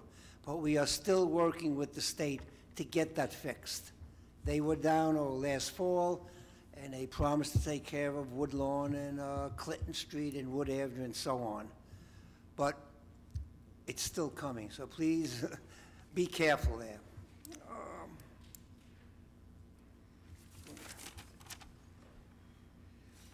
Mr. Minichenko will be talking about this next one about the jobs 15 years or older. He'll explain that. Like I said, if you're looking for a job, give me a call back. As concerning Duke Properties and Wawa and ShopRite, the mayor is going to talk about that when he talks tonight, so he will give you a better answer and so on and so forth. But progress is being made. Please, with the weather being nice, watch out for scams and so on, this type. If you have any questions, please call the police. The police will gladly come down to your house and check out the person trying to come in or whatever they're trying to do. So once again, please have a nice month, and if you have any problems, give me a call. Thank you, Council President. Thank you, Councilman. Councilman Minichenko. Thank you, Council President. First, I'd like to say it's finally nice to have a meeting here when we don't have a snowstorm. We got a lot more people in the audience, and that's great. Could be worse. We could be living in Maine, but anyway, it's good. I'd like to start off by thanking or congratulating our 3 recipients tonight. They're very well deserved for their accomplishments. Next, I'd like to apologize to the residents of the 7th Ward. On March the 6th, our State President Stephen Sweeney stopped in Linden with his Sandy Bill of Rights tour at the 7th Ward Recreation Center at 1 p.m. Unfortunately, I didn't know all the details of this meeting until Monday the 3rd in the late afternoon, when I was told to contact as many residents as I can. I did contact some residents that I knew were retired. I knew they could make it there at 1 o'clock, and I asked them if they can contact more people, which they did. There was supposed to be a robocall to go out to let the residents know about this meeting. Unfortunately, that didn't come about. With all that said, you know, the meeting did turn out to be a success, so again, I apologize for that. Also, while we're talking about Sandy, I learned about 2 new grants. One is a Sandy Home Repair and Advocacy Program. It's grant money available for Union County residents 60 or older or physically disabled whose owner-occupied 1 or 2 family homes are needing repairs due to Superstorm Sandy. Some of the repairs that are approved are a furnace, hot water heater, water damage, roof, windows, mold remediation, electrical, tree removal, or refurbished major appliances. I have these applications. If anybody needs one, they can contact me at 908-862-6265, and I'd be happy to mail them an application. Also, I got another grant here. It's the Community Health Law Project, and what this is, due to the ongoing issues that victims of Superstorm Sandy continue to experience, Community Health Law Project has received a contract from the New Jersey Department of Human Services to work with residents affected by the storm who are living in the counties. Union County is one of them. The Community Health Law Project is a not-for-profit agency that will use this funding to provide legal assistance. This may include, but not limited to, credit card issues, landlord-tenant, consumer or health issues, and an area of civil litigations. And also, if anybody wants an application for this, they can reach me at 862-6265. From the landfill and Hawkrise, the landfill, we're still working on the remediation. We haven't heard from PSE&G about the solar farm yet. We're still waiting to hear from them. At the Hawkrise, I'd like to thank the following corporations who contributed to the benches there so far, and they would be the Linden Industrial Association, the Linden Chamber of Commerce, Cox Printing, Phillips 66, and the Kiwanis Club of Linden. They all donated benches for the Hawkrise Sanctuary. Also at the Hawkrise Sanctuary, if anybody's interested, this Thursday, March the 20th, at 5:45, there's going to be a Hawkrise sunset hike. This is going to be led by project coordinator Kelly Wenzel, and the sunset hike celebrates the coming of spring and wildlife migration. Low tide and a near full moon provide great conditions for sighting, migrating shore, and songbirds. It's going to be a really nice hike, and if anyone wants to attend, that's going to be Thursday night at 5:45. Like Bob was saying, with the Clean Community programs, I also have positions available. So if you want to contact me at 862-6265 with the name and address and everything, and I would forward that. And just to let you know what this is all about, it's the summer program where the kids clean up and this and that, and they will work approximately 5 hours per week at the rate of $8.25 per hour. All students must be 15 years old as of April 1st. They will work until the funds are exhausted. We estimate that to be, between 5 and 7 weeks.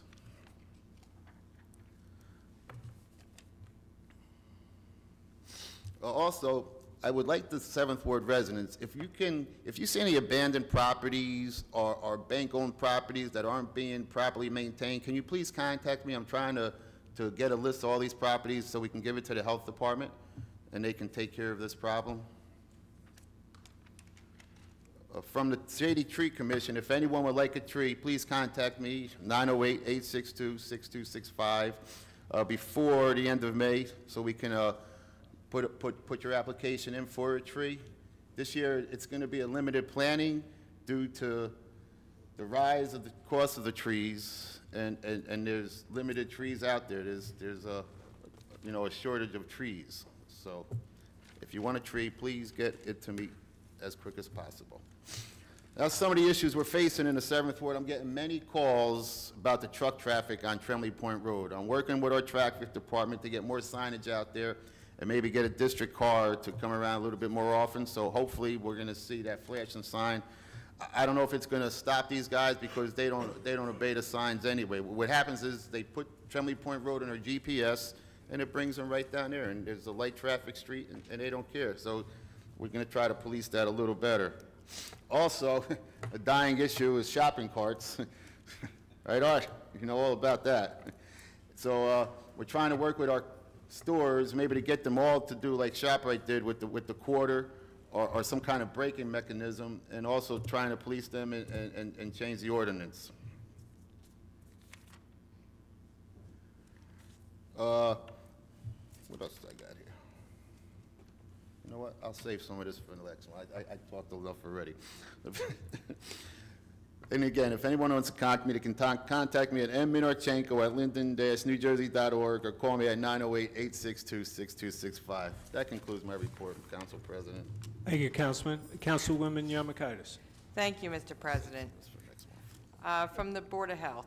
On tonight's agenda, there is an ordinance for the introduction for the registration of abandoned residential properties. Our Board of Health will be compiling a list of these properties, and I've asked council to help in their wards of helping compile a list so we make sure it's accurate. Many of these have been abandoned for many years. They're not being maintained, and through this ordinance, we will be proactive to hold banks, lien holders, et cetera, responsible for the maintenance and security aspects of the premises. I know many times I get calls, you know, oh, this house, the doors are open, you know, and our Board of Health has to go through a whole process of tracking down the banks to secure the premises. So we're going to be very proactive on this, and this will also include to make sure the grass is cut and snow is removed promptly. So I urge council to support this ordinance for introduction. From our fire committee, the Fire Prevention Bureau collected a total of $2,872.25 for the month of February 2014. As many of my colleagues on council have mentioned, the water companies in the wards presently, they're working on Essex Avenue and Allen Street in the 8th Ward. And, you know, as Councilwoman Cosby Hurling had mentioned, it is a pretty messy situation, and I just would like to reiterate, we're going to make sure that the place is left in the way it was found. Last year we had Fay Avenue done, and we had some issues with grass being torn up, and I'd like to commend our engineering department. They made sure they went back and fixed up grass that was ripped up and everything. So I want to assure the residents will follow through on that again this year. Okay, I also received an update from our engineering department on the Park Plastics Factory located on South Park Avenue. There is still some further testing that needs to be done, and we should know the results by mid-April. I will keep you informed on this. I'd like to thank our Public Works Department for the great cleanup job they did on the property there last Friday along the Battle Place area. After the hard winter, it was basically looking like a garbage dump when the snow melted. It was horrible. So it was a tough job, but they did, you know, despite the eyesore there, they cleaned up the property like there wasn't even a piece of paper left there. So I'd like to commend them for a job well done. And I'd just like to ask, if anybody sees anybody dumping on these property, any place, we have a couple of areas in the city where they seem to be, you know, hot spots for dumping grounds. If you see something, please try to get a license plate. Call the police department, call your council person. It's something that needs to really be worked on. And it's something I would like to really pursue further, maybe through cameras or something. So again, please, if you see something, report it. As many of my colleagues have mentioned, if you'd like to have a tree planted in front of your house, please let us know. I have a list. They did not complete last year's list, so I will make sure that anybody that did not receive a tree that requested it will be getting it this year. They were supposed to have what I had been told was a November, December planting, and it never happened, and so I will follow through on that. And also, as Mr. Sadowski had mentioned, they finally will be getting into the 6th Ward with trees, so we look forward to them coming down this end of the dais to get our trees done. So if anybody needs a tree done, if I have a lengthy list as well, but please, if you have not reached out to me, please let me know. We will be having our annual 8th Ward Egg Hunt on Saturday, April 12th at 11 a.m. sharp at the Milkowski Park on Battle Place. Our rain date will be on Saturday, April 19th. And I, too, would also like to congratulate the Linden High School boys basketball team on a great performance and a great job well done. We wish them the best in their future games. And I would also like to take the time to congratulate the cast and crew of the Linden High School production of How to Succeed in Business Without Really Trying for their outstanding performance this past weekend.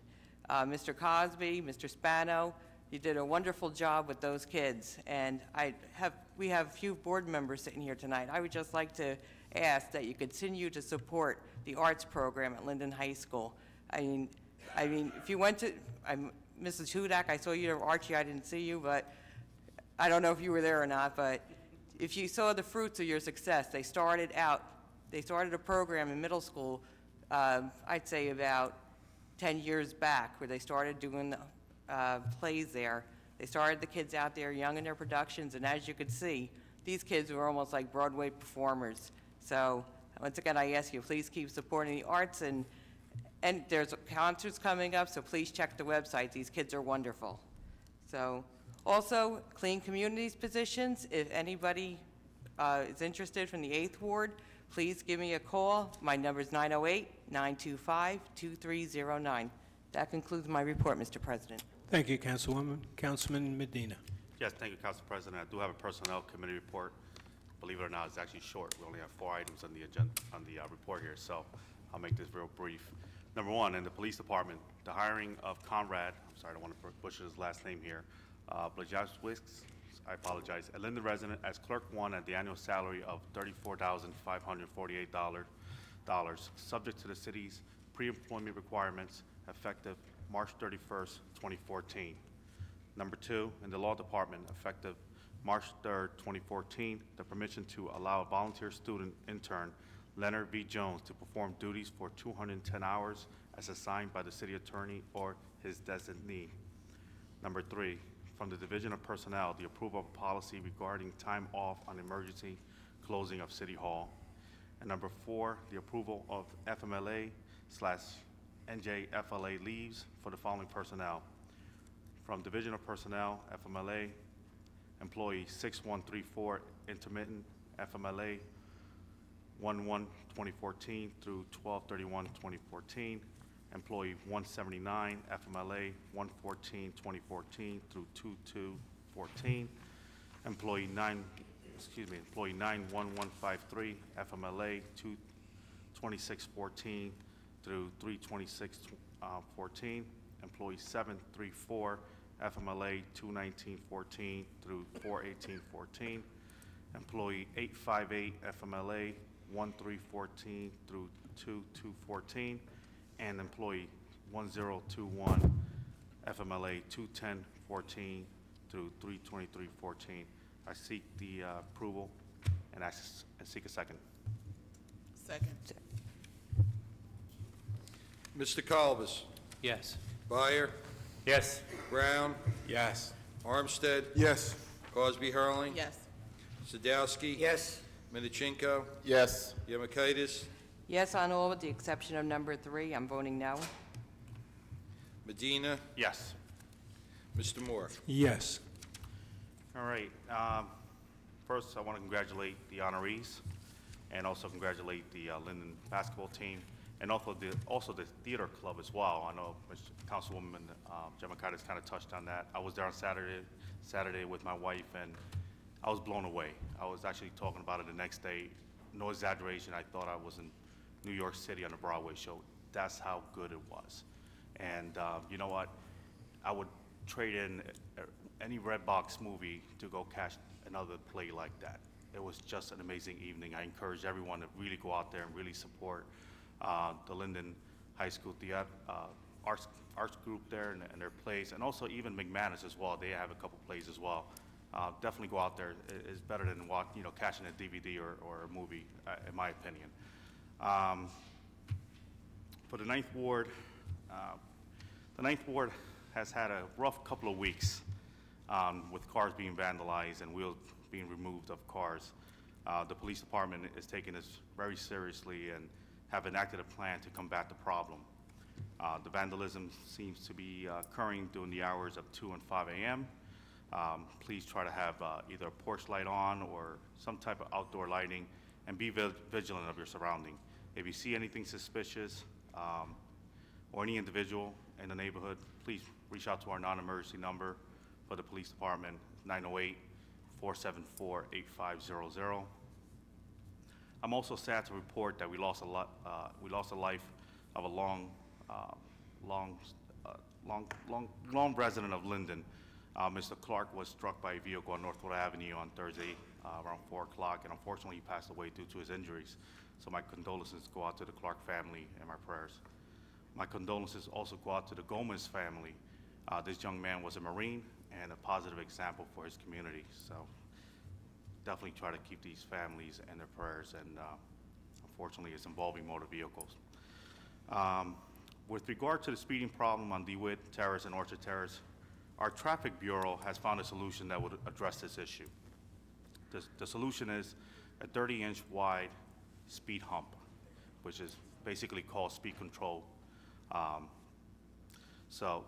These speed humps will be strategically placed around the schools and parks.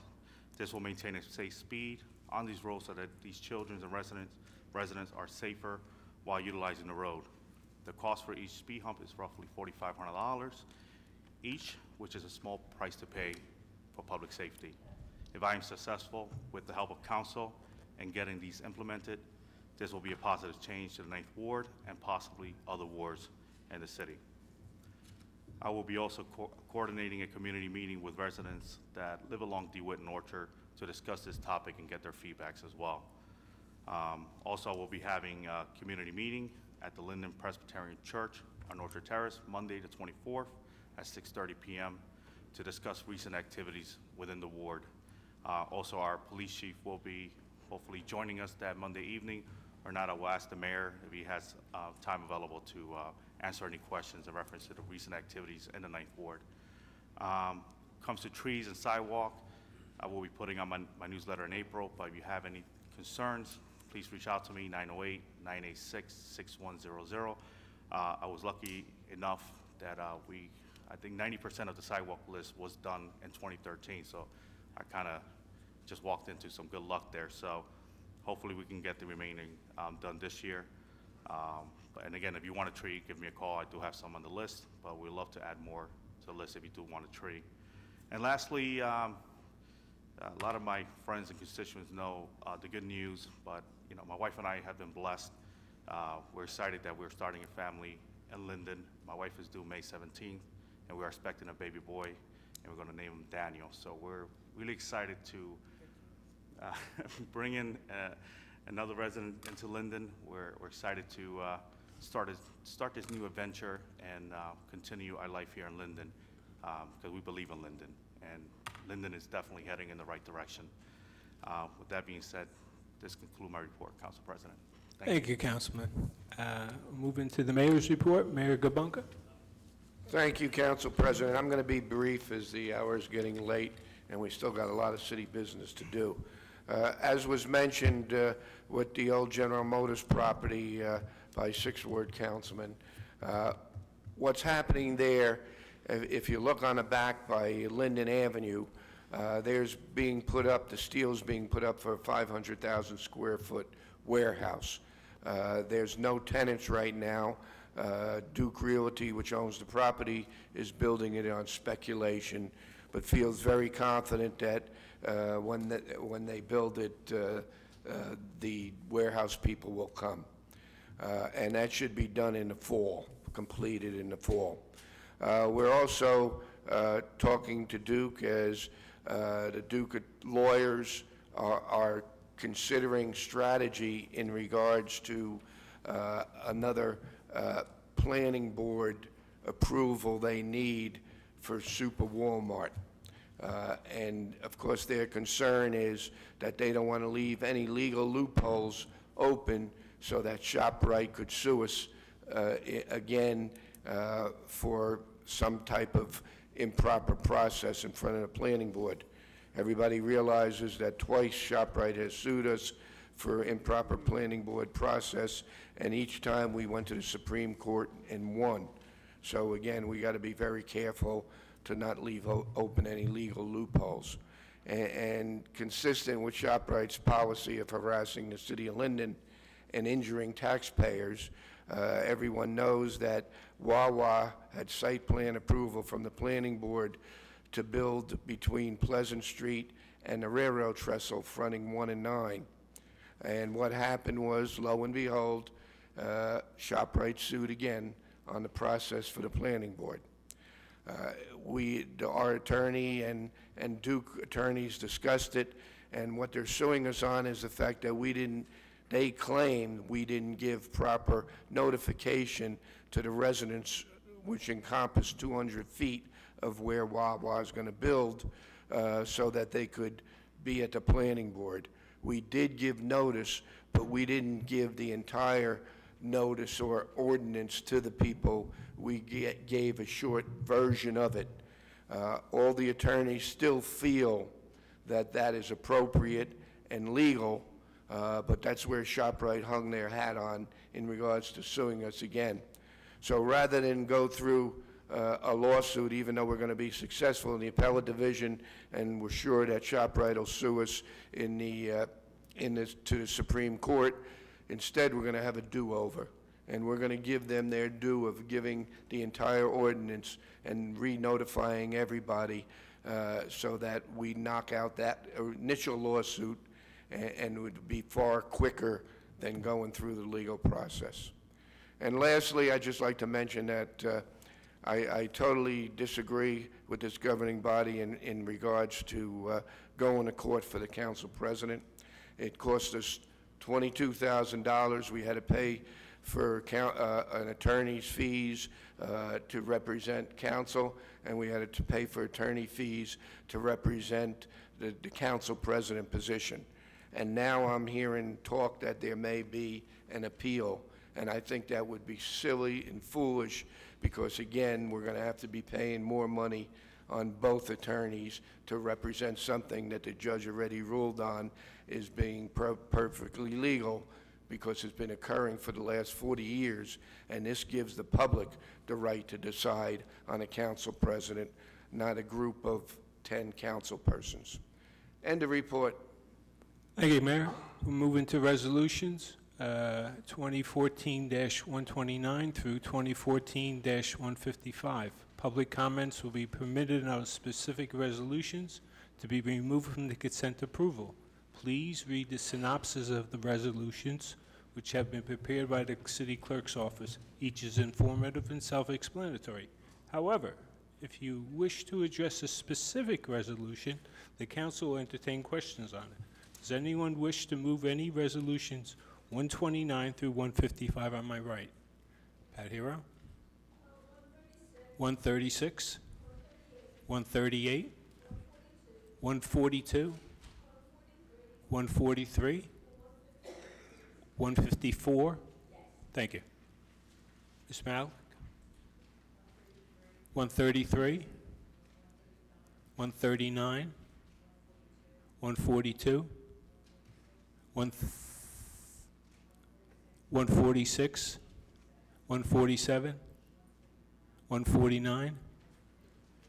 154? Okay. Am I on the center in the chamber? On my left, anyone wish to remove any?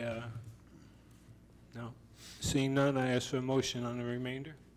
Council President, I make a motion we move resolutions 129 through 155, with the exceptions of resolutions 133, 136, 138, 139, 142, 143, 146, 147, 149, 154, and I seek a second. Second. Mr. Kalbus? Yes. Byer? Yes. Brown? Yes. Armstead? Yes. Cosby Hurling? Yes. Sadowski? Yes. Medichenko? Yes. Yemakaitis? Yes. Medina? Yes. Mr. Moore? Yes, but I abstain on 136, Mr. Clerk.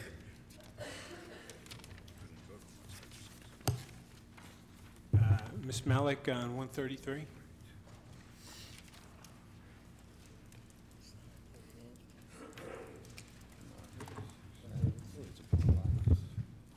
Can someone just explain what is this and what is this for, the Municipal Alliance Grant?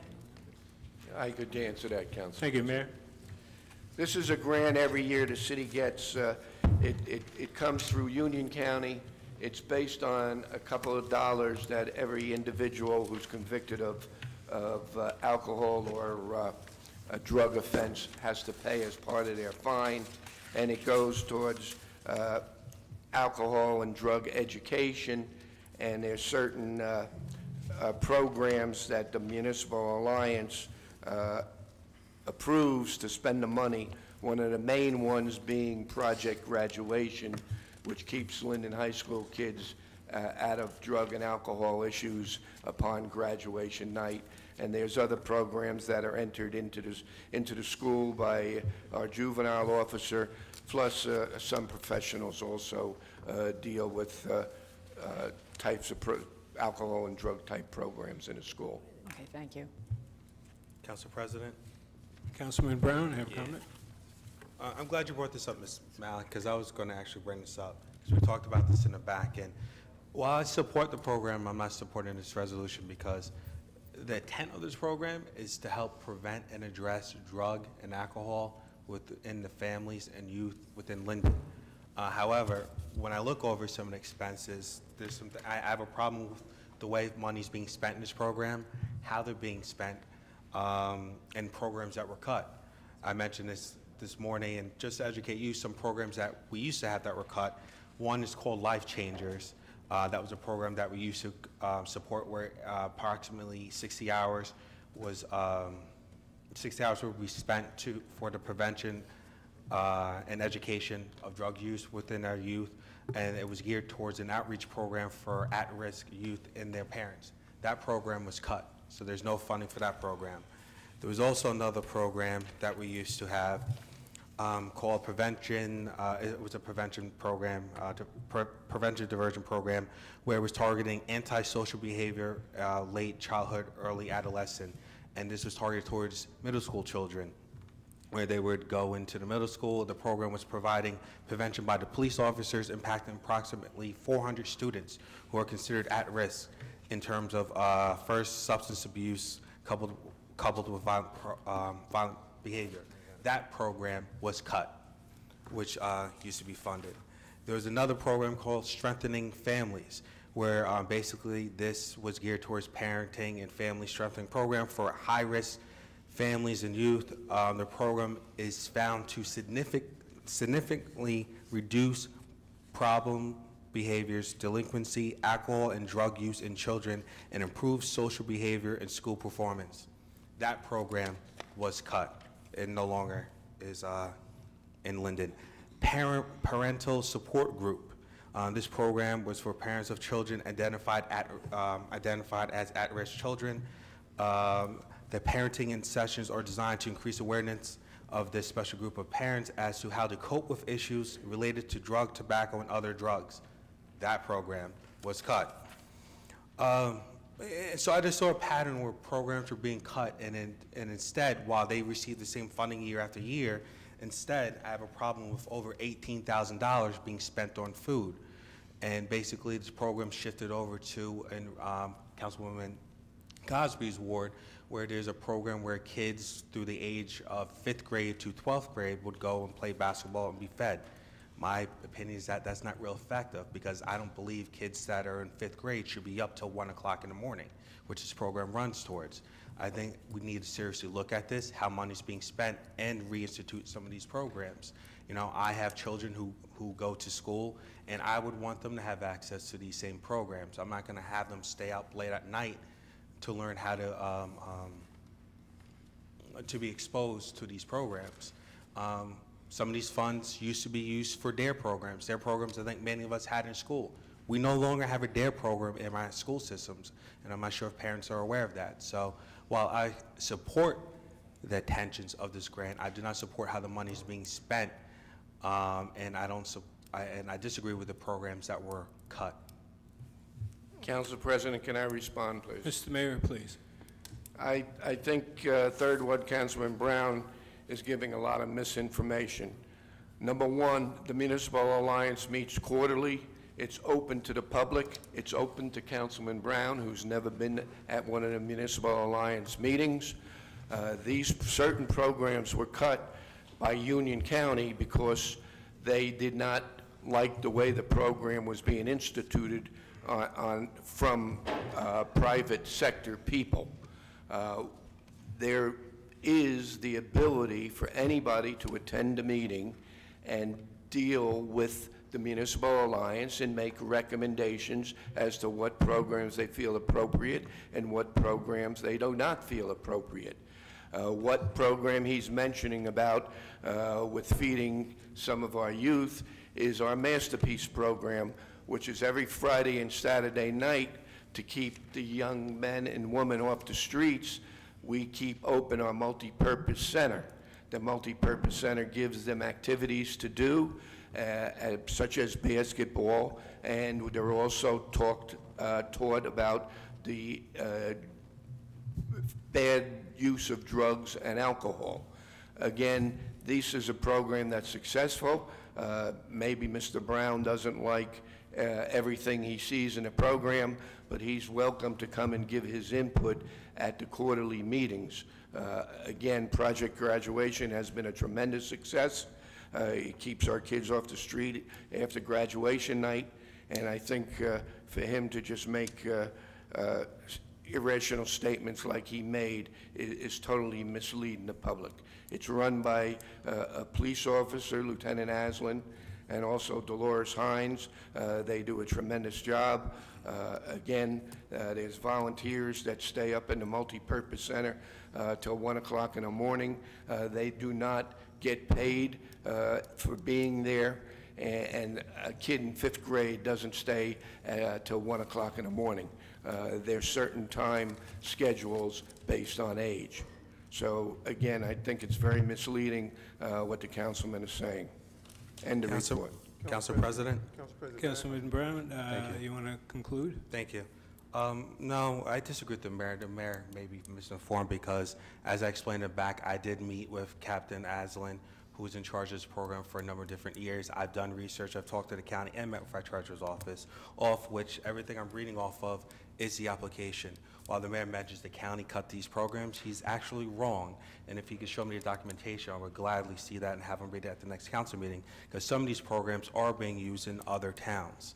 So that's to clarify that. The second issue is years ago when we had a DARE program, and I have invoices to show or support that, and I actually looked in research, is that instead of buying food, what they were doing was going inside the schools, and just like I said, many of us, when we went to the DARE program, they would promote that program, whether it's through stickers, coloring books, other promotional material. That material we don't use anymore. If you go into September to Remember, you see the fire department used to have some type of promotional material. The police department doesn't. Years ago they used to, and they used to use the grant money to promote DARE and to promote some of the ideas behind this.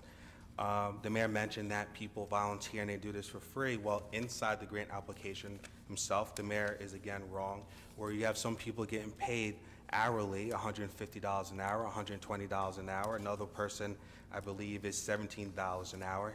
That's not misleading, that's factual with the grant application. So all I simply asked was tonight was to table this so that we can look into this. Well, yes, we all can go to this meeting that is open to the public. This, to me, is something that's been going on for a while that I've had mentioned over and over again. I've spoke to various people about this. Now, the mayor mentions that it has worked. Please, Mayor, show me the data that says that children have decreased in the use of drug and alcohol throughout the city. As last time I checked, statistics have shown that crime has risen in Linden, as mentioned by the councilman in the 9th Ward, the problems he's having in his area. And the police chief can attest to this, that crime has risen in Linden, as well as drug use. And you can see this, everyone can see it on our the Star Ledger. How many times are people being arrested in Linden for drug use? So I question the effectiveness of this program. And unless you have statistical data to support this, I think this is something that should be looked at. Councilman Brown, in caucus, you did bring up the question whether or not to table it, and the consensus of the majority of the council said to leave it on the agenda. We would vote on it individually. Yes. Councilman Armstead. Yes, thank you, Mr. President. Let me just say this. There's no such thing as a perfect program. You know, these programs are designed to try to assist anywhere possible. I feel that targeting a program such as the Masterpiece program, which occurs on Friday and Saturday night, is not correct. We house a number of children in that program, and keeping them off the street, to me, is success. I don't care whether it's a Masterpiece program, whether it's a football program or a soccer program, whatever program it is, and you have children and you house them in one location, you know where they're at. You have them at your disposal. Now, the whole issue of food comes into play here. And hey, let's face it, you know, one way to keep children at a location is you buy them a little pizza, maybe buy them some hot dogs. You know, you have to have something to keep these children's attention, and to me it's a good thing. And the fact of the matter is, some of the children who go to that program, you know, they need to be there. Some of them come from households that aren't exactly stable and don't have, you know, a lot of income. And I've been there a few times, and when you see a kid who comes and gets 2 hot dogs, and he comes back, he's looking for 2 more, and Friday night and Saturday night, he's considering that dinner. You know, I think the program may be a success. Okay, and I'm not saying that all the kids who come there are in this particular situation, but I'm saying this particular program is a good program. It's needed. You house these children at one location. You have them there. You know they're not out committing crime or doing any type of committing some sort of juvenile delinquency. So it's a good thing. Now, do we want to evaluate the program and the money? Sure, let's evaluate it. But I say this: let's move it forward. Okay, the mayor has indicated that this group meets on a regular basis. I would encourage any council member who feels that that we're not appropriating the dollars properly to attend this meeting, so that you can have some input. And this way we can sit down with those people who are providing us this money, and we can get the facts, and we can present it to this governing body, you know, as we can hear it right from the horse's mouth. And that concludes my statements. Councilman Brown, do you have any new information like that? Yeah, I just find it odd that the mayor and Councilman Armstead are talking about a particular program. I'm talking about the lack of programs that were cut. I think we're talking about 2 different things. I'm talking about... Yes, you have indicated that before. Do you have any new information you could provide? With that being said, I'm talking about programs that were cut that address drug and alcohol, which was the intent of this grant, as opposed to what you're talking about is funding a program that feeds kids and where we're keeping kids. I want to hear how we are teaching kids how we are preventing kids from doing drugs and alcohol, which again is the intent of the grant. I'm talking about programs that were funded, that are cut, yet are still being used in other towns. So I think we're talking about 2 different things, whereas you keep mentioning a program, I'm mentioning programs that were cut, and the intent of the grant that I feel I don't see is being used. Why are we not Mr. going Brown, into is very our similar schools? to the comments made before. I have people in the audience wish to make comments. Pat Hero?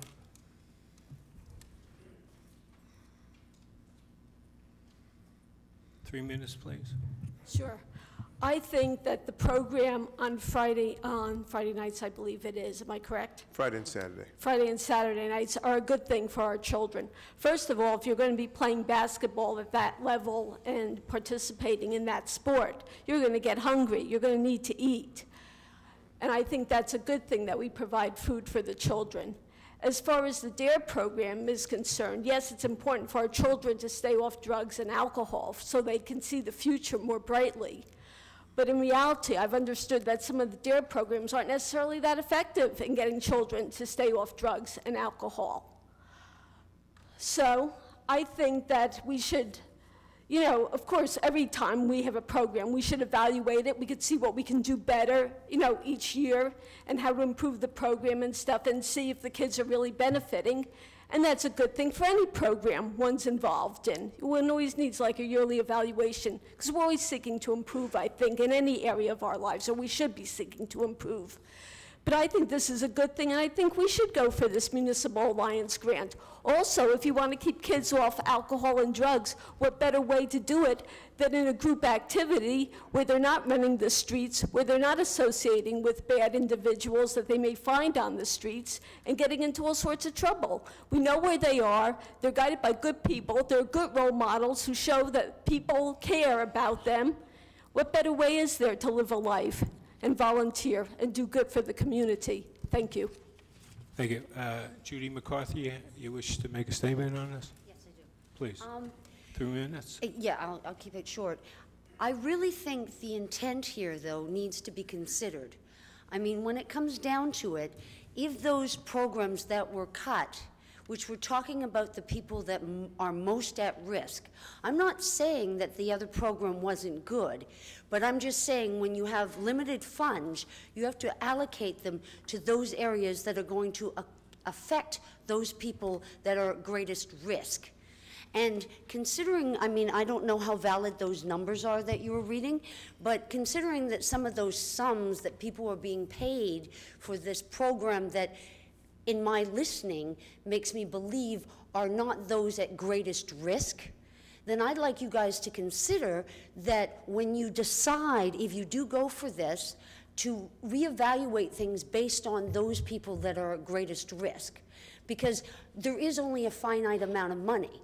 And if you put that money to people that, okay, yes, it's a nice way to keep them off the streets, that's great, but if you're talking about somebody who's dealing with a child who's mixed up in drugs and they're trying to cope and then there's this counseling available to them, you're talking about a whole different level of action against or towards a better cause. And I'd like you to consider that. Council President, can I make one? Thank you. From the audience, Ms. Williams, please.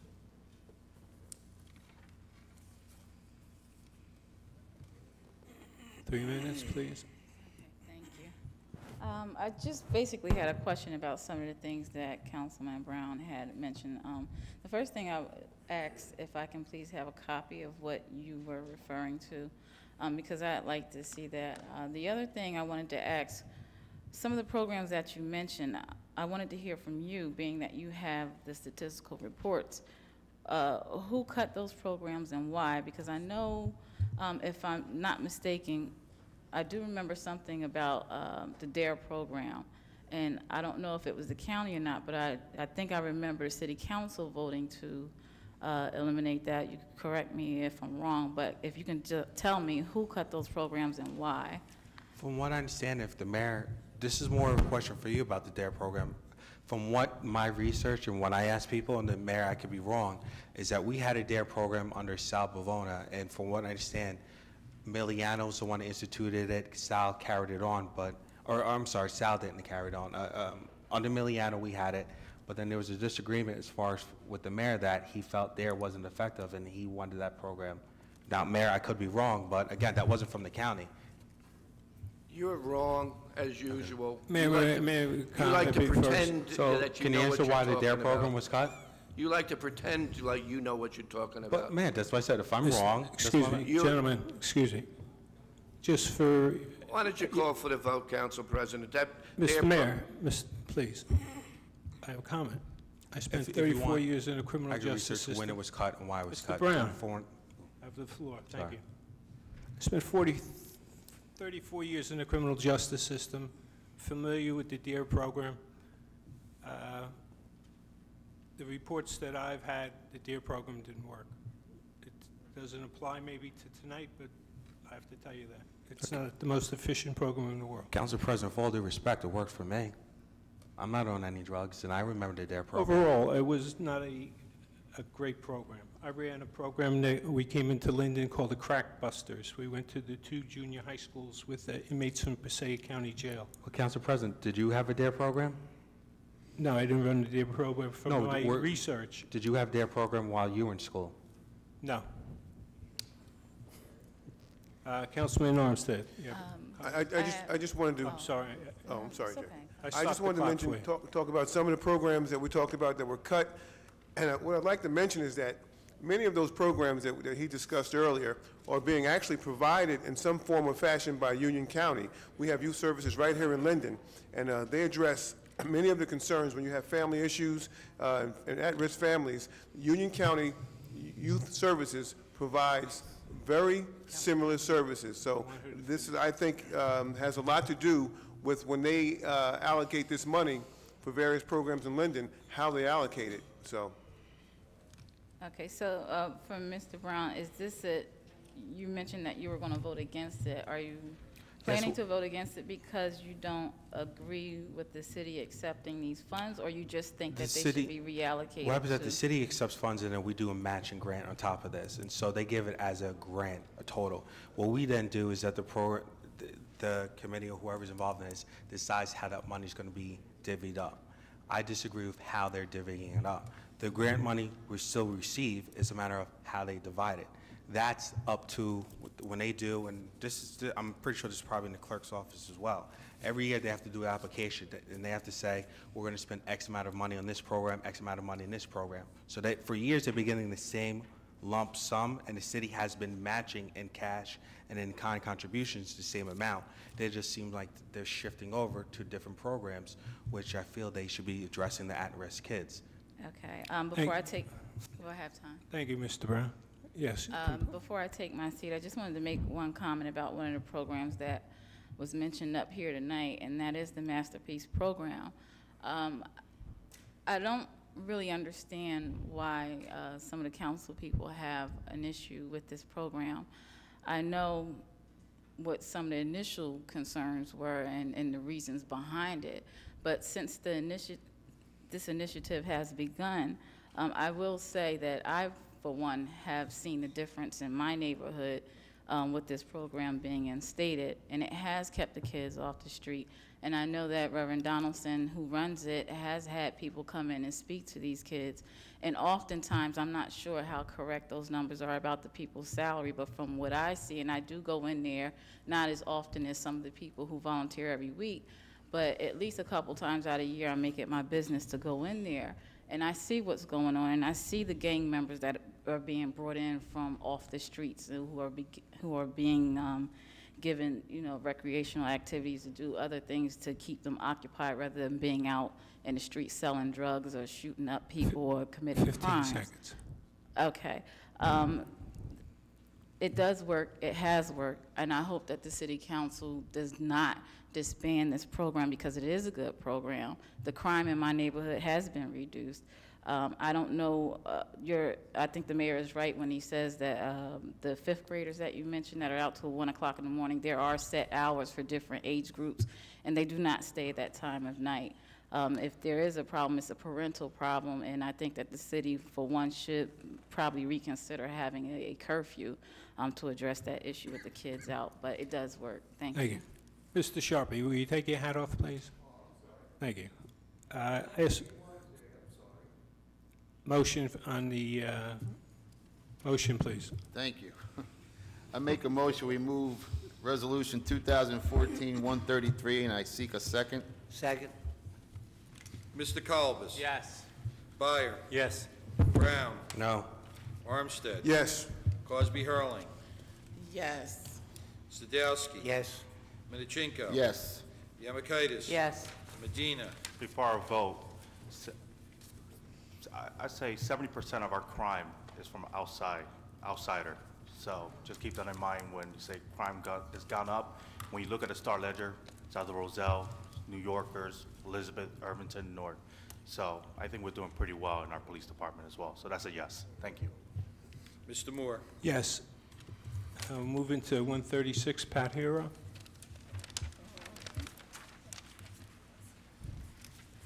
Three minutes, please. Okay. This says, due to the ongoing nature of the services in this matter, there is need for additional funds not to exceed $2,500 for legal services. Now, does that mean if we appeal? Or does this mean even if we don't appeal, there's a need for additional legal services? This is bills to date. Bills to date, okay. Because it's my opinion that we should not appeal this decision. Judge Karen Cassidy is a very wise jurist. I've been most impressed by her decisions that have come into the public realm, and she's very, very smart, and I think this should stop here. We've been electing, as she said, council presidents for a really long time now, and there's no reason why not to continue this practice. Thank you for your time. Motion, please. Mr. President, I ask that we move Resolution 2014-136 and ask for second. Second. Mr. Kalbus? Yes. Byer? Yes. Brown? Yes. Armstead? Yes. Cosby Hurling? Yes. Sadowski? Yes. Medichenko? Yes. Yemakaitis? Yes. Medina? Yes. Mr. Moore? I abstain. We'll move into 138, Pat Hero.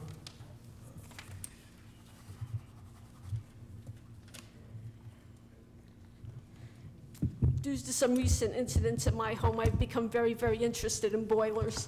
Is this a steam boiler? Is this a gas boiler? What kind of a boiler is this? Mr. Verchik?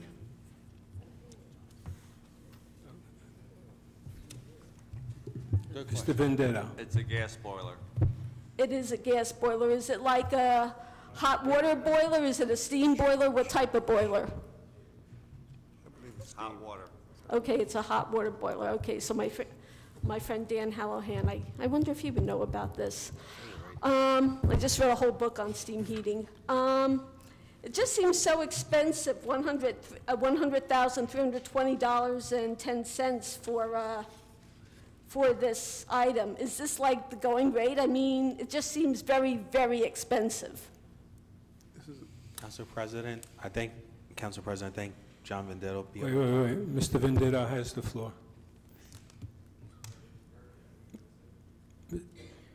All right. The 100,000 includes the original installation. It's not this change order. Okay, but I mean, it includes the, still, I know it's my home, okay, but when I thought I might have to replace my boiler, it was $6,000. Now, even if we're talking about a big building, maybe 25,000, 50,000, but this is $100,000? Council President. Can someone explain to me how we get to $100,000? Council President, can you have Public Works explain? I know John's been working on this. Council President, before John actually hits the mic, I just... Whoa, excuse me. Okay. Mr. Vendetta. And then we'll get to you, Mr. Medina. It's a 3.3 million BTU boiler, okay? John, can you speak in the mic? Yeah. What it is the actual cost of the boiler was under that, was around 86 or 84, I'm not sure. What it is that through the process, a pump, because the building had been dormant for so long, a pump that no one knew about had seized. It was only a 2-year-old pump, which was the pump that was put on in 2011. That did not work. It needed to be replaced. So was it under warranty or anything? No, Okay. not, Sandy voided all warranties. Okay. And then the rest of this project, the system had to be cleaned because the system hadn't moved in 2 years. Well, not 2 years, 15 months, excuse me. So that is the cost for the pump, and then to have another part of the system engineered to connect it with the back part of the building was the rest of the what brought it up to $100,000. The original cost was $85,000 or 86. Okay. Thank you. Councilman Medina, you'd like to add anything? Yes, Council President. I think a lot of these questions could be avoided. This is actually insurance money that was received in 2013 for Sandy. John said the key word was Sandy. There's actually this boiler, which I went down to see. It's actually the size of my house. So when you compare apples and oranges, and also you have to consider this was the $500,000 or close to $500,000 that was received to fix the building and replace these items that were damaged. And I think the verbiage needs to be a little more detailed in some of these resolutions, and that can eliminate a lot of concerns. So, thank you. Motion, please. Can I just say one thing? You want to conclude? Go ahead. Okay. Yeah, I just wanted to say, even if it's a grant money and Sandy money and everything like that, I think we should always make sure every penny is spent very wisely. Thank you. I agree. Thank you. Thank you very much. Motion. Make a motion, we approve Resolution 2014-138. I seek a second, please. Second. Mr. Colbus? Yes. Byer? Yes. Brown? Yes. Armstead? Yes. Crosby Hurling? Yes. Sadowski? Yes. Minichinko? Yes. Yemakaitis? Yes. Medina? Yes. Mr. Moore? Yes. Ms. Malik on 139, please. 139. Is this a new position and a paid position for the Reverend, for the chaplain? Chief Rizzo? No, it's not. It's an honorary position. Okay, thank you. May I have a motion, please? Yes, Mr. President. I make a motion, we approve Resolution 2014-139, and I seek a second. Second. Mr. Colbus? Yes. Byer? Yes. Brown? Yes. Armstead? Yes. Crosby Hurling? Yes. Sadowski? Yes. Medichenko? Yes. Yemakaitis? Yes. Medina? Yes. Mr. Moore? Yes. 142, Ms. Malik, you're pretty close. Come on up. What happens after the first year? Does the city then take over handling the hosting? And can we expect ongoing costs to support this website? And what is the type of cost that we can expect? Council President. Mr. Brown has the floor, and then I'll get to you. Go ahead. I'll let you answer. I'm the chairman of the technology committee, but you can answer. Okay. Real quick, we actually get money from, trust money from Comcast. I think roughly, Councilman Brown, please correct me if I'm wrong, it's like close to $80,000, a little bit more. The numbers you see there, they don't go up a penny or they don't go down a penny. That's what it is. The numbers from Alpha Dog is to redo our website, manage all of our media content. It's unlimited, by the way. And the numbers you see there, they don't fluctuate. That's the number, that's what it is. And it's being paid to the Comcast, I don't know if it's a trust fund or grant money that we get through Comcast. Franchise tax on cable TV. Correct. So there's no outlay from us. And then, so after this first year, are they going to be doing it again for next year, and it's all going to come from this Comcast trust? Correct. Right now, everything is preliminary. We just have the resolution on here. We're going to hopefully finalize it next month. But these guys are going to do everything. For the future to come also? Correct. Okay. Correct. Thank you. Council President? Mr. Brown. Yeah. And Ms. Malik, so along with this, and Medina's the chairman of technology, you'll see that there's an ordinance on there for technology and communication where we can create a permanent a permanent committee, because we have an ad hoc. Standing committee. A standing committee, because the whole idea is when we're talking about a total revamp, and that way this website is a two-way communication, because what we're finding out after Sandy, Irene, other things is that there's not a lot of communication that's coming out to the public. We're hoping that by revamping this total website, which again, like the chairman mentioned, is not costing residents anything. It's coming out of a trust fund to revamp this website, is that we can get more input from the public and we'll be able to get information out more.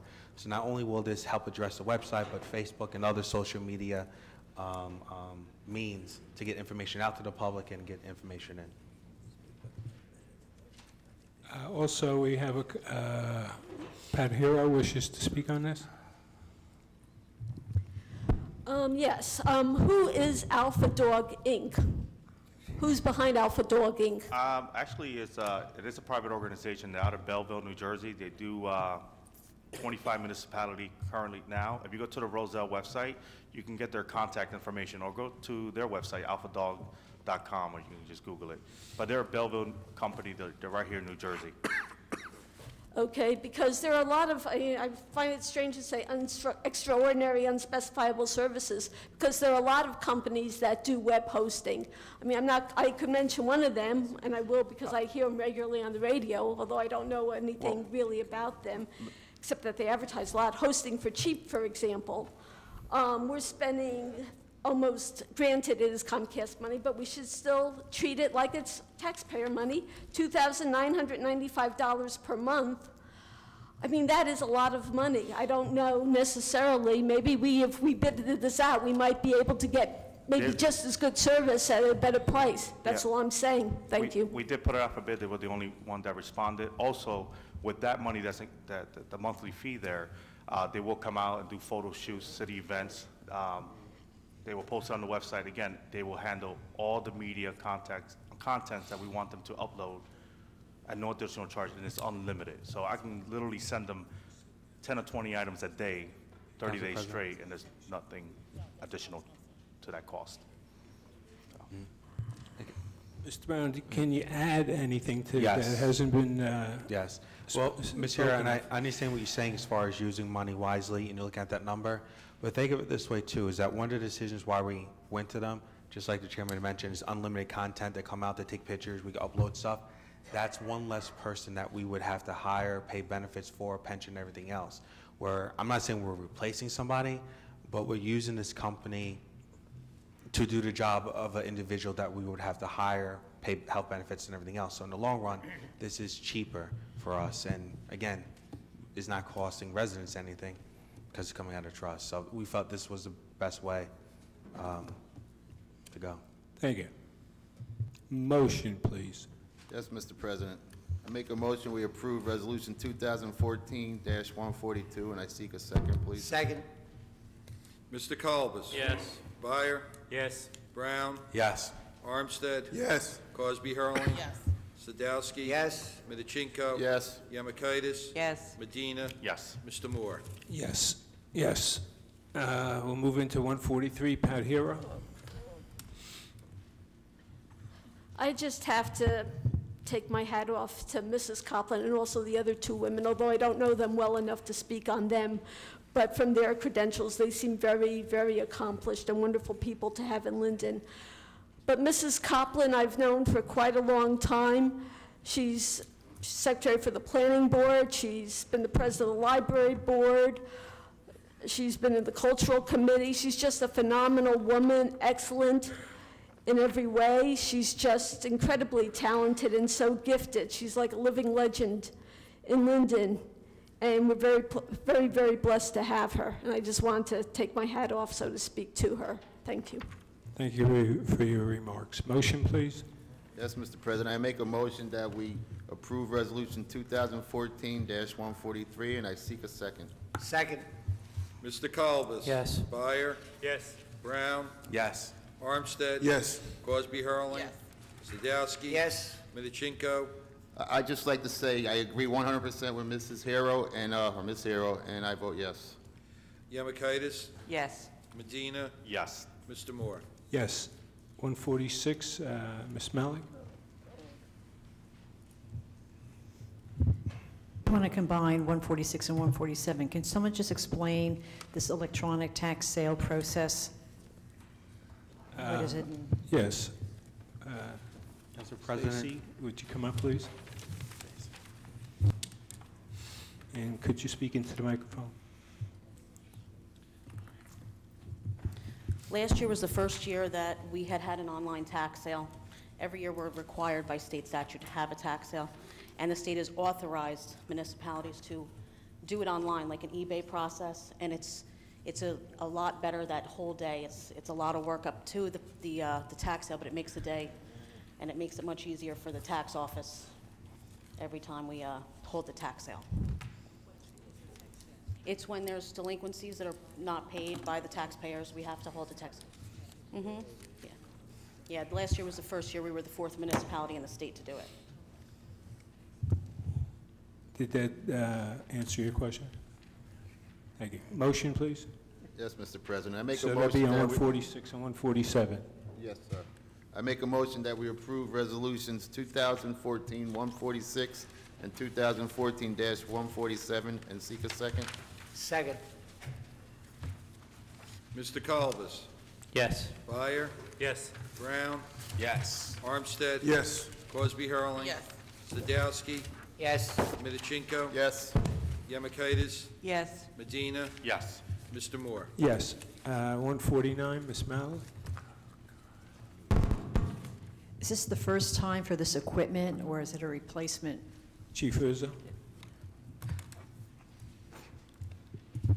This is equipment that is from a grant, 100% grant for the fireboat. It's a night vision equipment. All right, so it's no cost to us. But have It's- we ever had this it's before? brand new. It's brand new equipment. It was Okay. additional equipment that was specified by the Coast Guard. May I have a motion, please? Yes, Mr. President. I make a motion we approve Resolution 2014-149, and I seek a second. Second. Mr. Kalbus? Yes. Byer? Yes. Brown? Yes. Armstead? Yes. Cosby Hurling? Yes. Sadowski? Yes. Medichinko? Yes. Yemakaitis? Yes. Medina? Yes. Mr. Moore? Yes. Moving to 154, Pat Hero. 3 minutes, please. Okay, I just want to say it's a resolution requesting the state legislature to conduct an investigation to the delays, problems, lack of maintenance, repair, and failure to undertake numerous capital improvements and related matters occurring in relation to the New Jersey Transit trains and the operations of New Jersey Transit. Why? Why are we getting involved in this? Brown, you have an answer for Absolutely, that? yes. Ms. Hero, I'm one of the, I think some of the other members travel to New York too. let's just say last week alone, you could be stuck in the you'll be stuck at the Linden train station for a couple of hours, then stuck on the train for another couple of hours. Long story short is that you have a lot of Linden residents that take New Jersey Transit, take the train, that's going to work. They're late a lot of times. I think even Ms. Williams, she takes the train. You know, coming home, you're stuck on the train for hours, you're late. I think it's time that the state, instead of doing Bridgegate, look into this. This is a quality of life issue. You know, they have the power to look at this, see what improvements needs to be done. We're talking about Linden. We're talking about people from out of town moving to Linden. Well, if we're known to have a problem with our train service, who's going to want to move here? We keep talking about Transit Village, but yet I think this year alone, up from January till I think last week, there was delays and cancellations of up to about 42. So anyone who rides the train, I guarantee you that they want the state to step in at some point to look at this, because it's a quality of life issue where, you know, you expect to get home at 6 o'clock, but instead you're getting home at 9 o'clock, or you expect to be at work at 8 and you're getting to work at like 10:30, and it's an ongoing problem. I think this is the worst it's been in the last 18 years. Now, we have representatives that live in town here, Nick Scutari and Linda Stender, who represents us, who's on the Transportation Committee, and I've talked to them both saying, I need you guys, you know, we need your help to address this issue. You know, what is going on? Because it seems other parts of New Jersey do not have the same problems that we have here in Rahway, Linden, and Elizabeth. So simply asking them, hey, take a look into this, and hopefully other towns would join on board and say, hey, you know, look at this. This is a quality of life issue that affects our town directly. Okay, thank Ms. you. Hero, there was debate on it, and another point of view was it was overkill to do it, and because I don't believe we initially contacted the officials in Trenton on a more private, business-like approach, and there's 2 points of view on this. I do wish the trains run on time, but the way it's presented, I won't support it. Okay, thank you. And Ms. Malik, I ask for a motion, please. Yes, Mr. President. I make a motion that we approve resolutions 2014-154, and I seek a second, please. Second. Mr. Kalbus? Yes. Byer? Yes. Brown? Yes. Armstead? Yes. Crosby Hurling? Yes. Sadowski? Yes. Minichinko? Yes. Yamakaitis? Yes. Medina? Yes. Mr. Moore? No. Okay. We're moving to ordinance on first reading. Ordinance number 5811. An ordinance to amend and supplement Chapter 2, Administration, Article 4, Departments Established, Section 2-13, Department of Fire, as follows. Amend 2-13.5B, Third-Party Payment Plan for Emergency Medical Services. Delete 2-13.5B, small e2 in its entirety, and add new Section 2-13.5B, small e2. Anyone in the audience wishes to comment? Would you come up, please? Ms. Wolverton?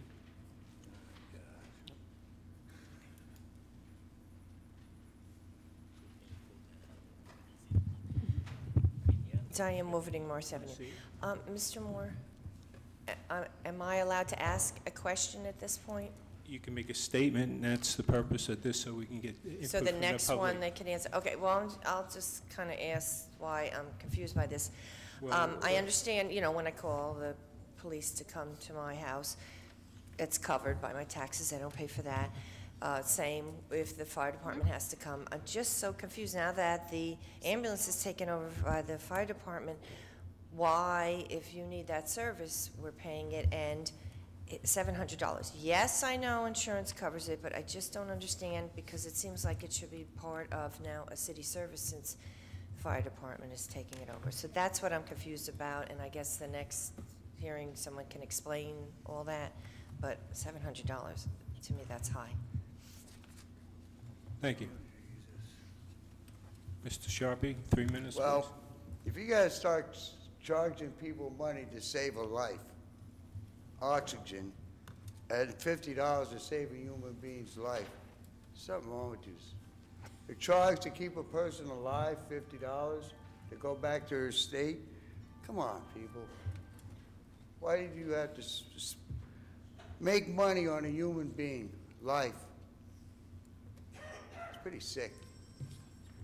Charge money for the sergeant.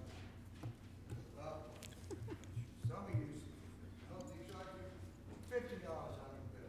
Thank you for your comments. May I have a motion, please? Mr. President, I move for introduction of ordinance 58-11 and request a second. Second. Mr. Colobus? Yes. Byer? Yes. Brown? Yes. Armstead? Yes. Cosby Hurling? Yes. Sadowski? Yes. Minorchenko? Yes. Yemakaitis? Yes. Medina? Yes. Mr. Moore? Yes. 5812. An ordinance to amend and supplement Chapter 2 Administration, Article 3, Organization of Government. Section 2-7.2, Committees of the City Council shall be amended as follows. 2-7.2A, Standing Committees. There shall be the following Standing Committee of the City Council. Add number 14, Technology and Communications Committee. Anyone in the chambers wish to make a statement? Seeing none, I ask for a motion. Yes, Council President. I seek the introduction of ordinance 58-12. I seek a second. Second. Mr. Colobus? Yes. Byer? Yes. Brown? Yes. Armstead? Yes. Cosby Hurling? Yes. Sadowski? Yes. Minorchenko? Yes. Yemakaitis? Yes. Medina? Yes. Mr. Moore? Yes. 5813. An ordinance to amend and supplement Chapter 7 Traffic, Section 7-7, Parking shall be amended as follows. Add Section 7-7.3C, unoccupied vehicle, park or standing, not moved 48 hours after the snow has ceased. Any comments from the members of the audience in the chamber? Motion, please. Yes, yeah. Mr. President, I move for an introduction, request a second. Second. Mr. Colobus? Yes. Byer? Yes. Brown? Yes. Armstead? Yes. Cosby Hurling? Yes. Sadowski? Yes. Minorchenko? Yes. Yemakaitis? Yes. Medina? Yes. Mr. Moore? Yes. 5813. 5814, an ordinance to amend and supplement Chapter 10, Building and Housing, Section 10-19, Abandoned Residential Property Registration. Comments from the public, please? Motion, please. Yes, Mr. President, I'd like to introduce this ordinance, and I seek a second. Second. Mr. Colobus? Yes. Byer? Yes. Brown? Yes. Armstead? Yes. Cosby Hurling? Yes. Sadowski? Yes. Minorchenko? Yes. Yemakaitis? Yes. Medina? Yes. Mr. Moore? Yes. 5815, we're going to. An ordinance to amend and supplement Chapter 10, Building and Housing, Article 1, State Uniform Construction Code as follows. Amend fees. Yes, Mr. President, I'd like to remove this ordinance for further discussion. And Okay. I'd like to Second. take a second. Mr. Colobus? Yes. Byer?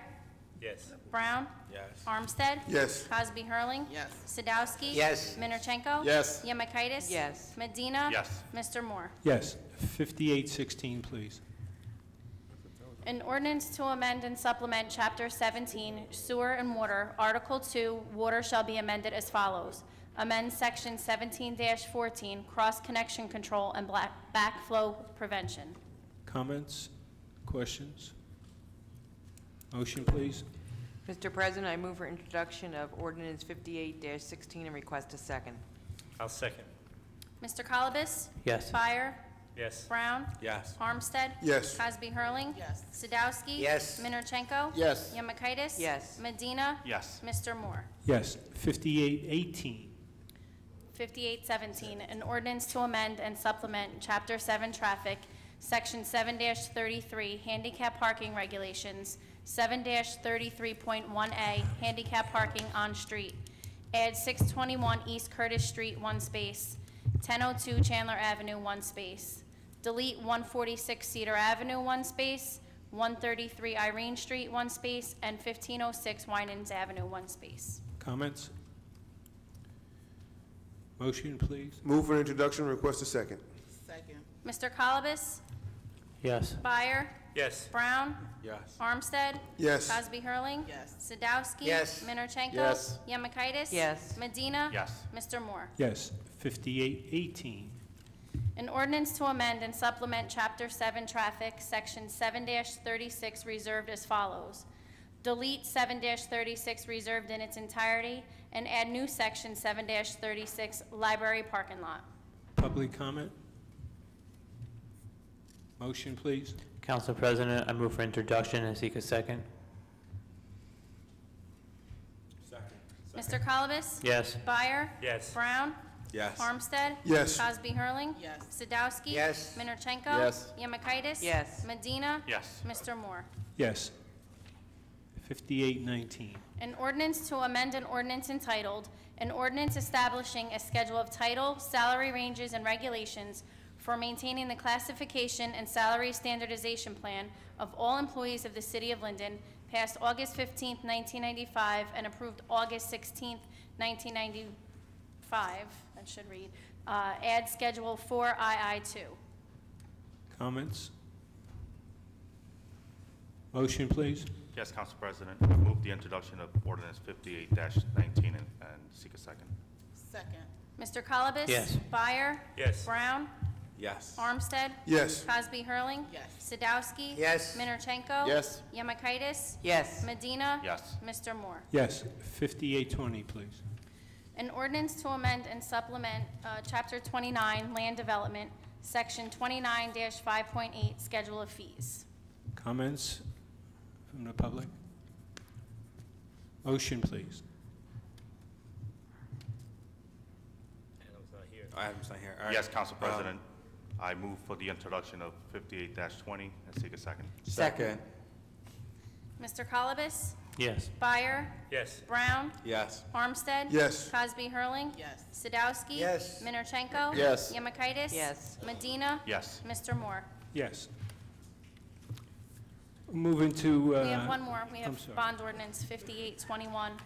Bond ordinance authorizing the removal of underground storage tanks and remediation at 1901 Lower Road for the Public Properties Department, appropriating $220,000 and authorizing the issuance of $209,000 in bonds or notes to finance part of the cost. Thank you. Comments? Motion, please, on Coun- 5821. Council President, I move for introduction and seek a second. Second. Mr. Colobus? Yes. Byer? Yes. Brown? Yes. Armstead? Yes. Cosby Hurling? Yes. Sadowski? Yes. Minorchenko? Yes. Yemakaitis? Yes. Medina? Yes. Mr. Moore? Yes. Did everybody get a chance to sign the sign-in sheet if they wish to speak at the end of the meeting? And I'll ask Joe Bianco to come up, please.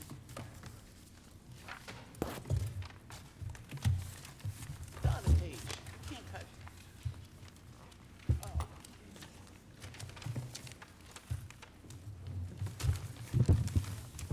Five I guess I'll minutes, make sir. it before my, 4:20, wrong.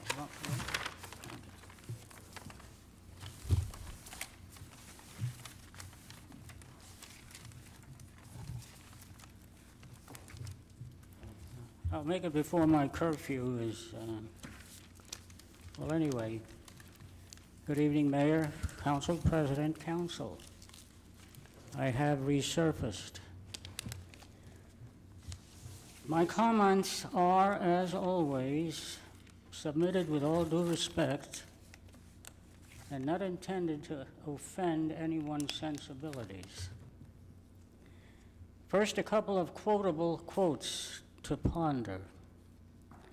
From JFK, our 35th president, "Let us not seek the Republican answer or the Democratic answer, but the right answer.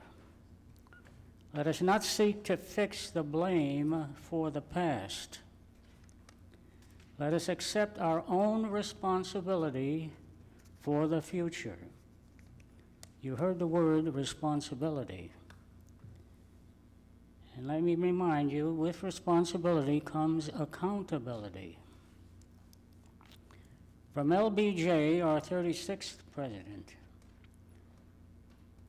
regarding doing the right thing, which I have made reference to you, the council, many times. Doing what's right isn't the problem. It's knowing the right thing. Moving on, item. The Star Ledger, March 16th,